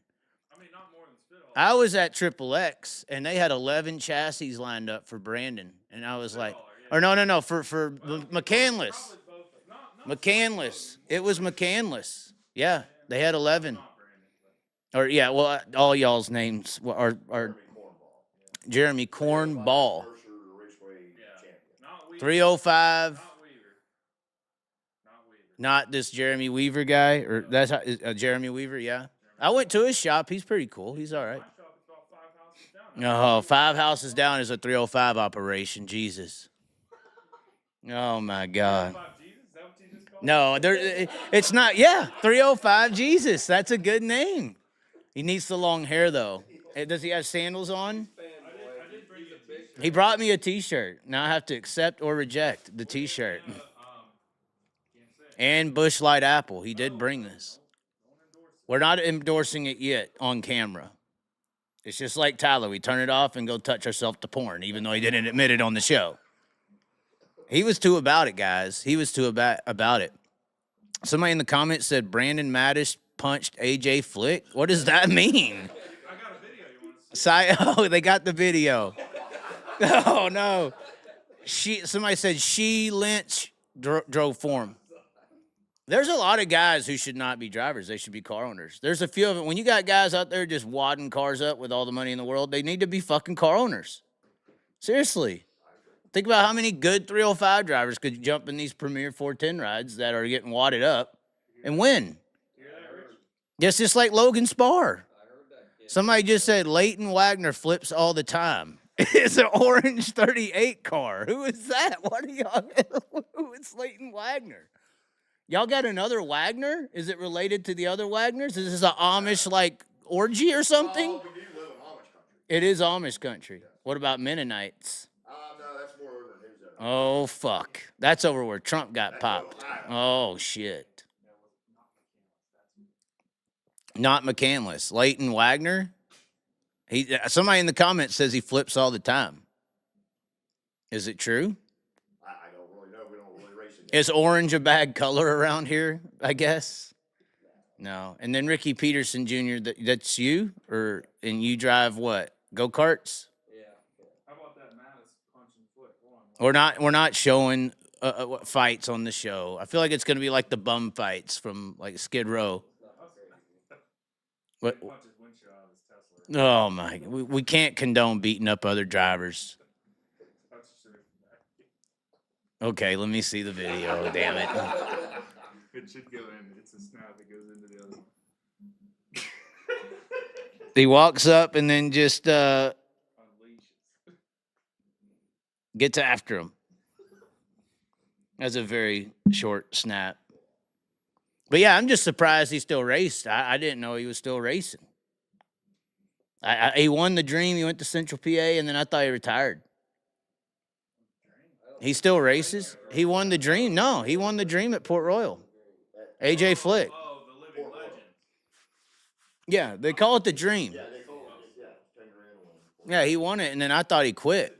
Dirt late model Dream at Eldora. Yeah, there's a Dream. Yeah, the big one. The big Dream is next week at Eldora, I believe. So that's true. He's making a valid point. You'll have that. Okay. Leighton Wagner was the Wayne County track champion last year. That's what somebody said. He was. Bring out the fish finder with the McCandless car. Oh, God. But y'all said every time y'all show a nose to these rich people, they just like light the tires up because they see the poor people coming by. And they get mad. Well, he was cold. Well, there is a lot of poor people in this part of the country. You're looking at all. I'm looking at all of them. I'm looking at all of them, guys. There's only a few Richies. Only a few. Do they don't dominate, the Richies? No, not pretty much. Okay. I don't see it. And we're going to this Pittsburgh track tomorrow. I would assume that's a big track, so the Richies have to look good at that type track, right? Well, unless it gets slick. Unless it gets slick. Okay. What's the speeds there? Jeremy was saying that y'all hit one. What was it? Well, where'd you qualify at there? You were second quick, weren't you? What was it? I don't know what the average. I think his average time was what, one. I don't think that's. One. Well, yeah, that sounds like world record speed. It's not nothing crazy. It's a slick joint. It's fast, but it's no. Apparently. Yeah.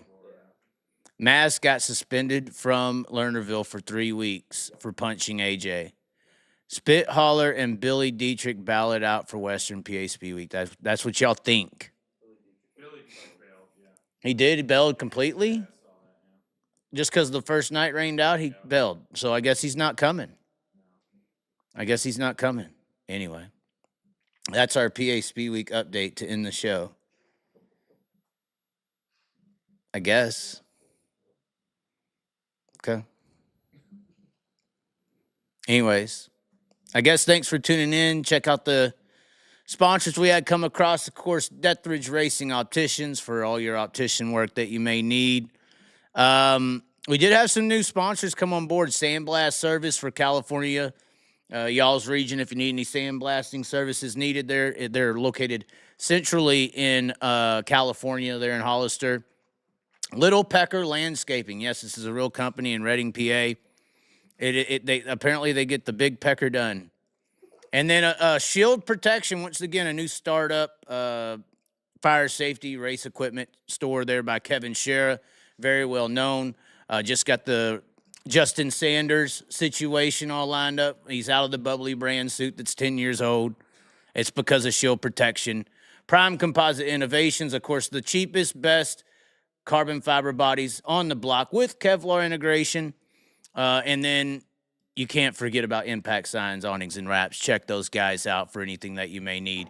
But, yeah, we got some contingencies along the way built to DIRTTRACKCHAZ, all them people, Ekman Dental Arts as well. But I thought it was a good show. We'll see what happens next. I mean, we were going to do some just, 410 guy in the shop with a new motor. And then Tyler Walker's calling on the heels of us getting shit-faced slam drunk with Cody Jacobs all night. So who knows what's going to happen tomorrow. This is going to be fun. But anyways, ladies and gentlemen, thanks for tuning in. As always, be sure to subscribe, and we will catch your asses next time. And maybe Tyler Walker, maybe follow up. Make sure he's okay tomorrow. There's a lot of sirens.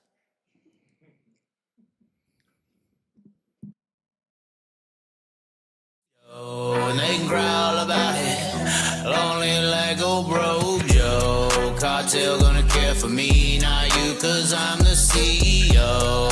I'm here to fight, looking to sink with my torpedo. I'm just a lap car trying to survive, running in the back, fearing my life. Cause there's a black 2041 guy adding to the junk in the field with some white on white crimes. Or is it 99 maybe? I don't give a damn, but the bank statements lately adding up through the junk that the crazy man's making. Reckon her, reckon him, non-binary maybe, who knows? If I don't like him, I spot him like Carson Macedo, and they growl about it, only like old bro Joe. Cartel gonna care for me, not you, cause I'm the CEO. I'm here to fight, looking to sink with my torpedoes. Carson Macedo. And I don't know where we go from here and what we think about it, but it seems to me gotta be about it. Time for talk and speak comes across this week, especially when dotting I's are crossing T's. It seems to be what they all wanted.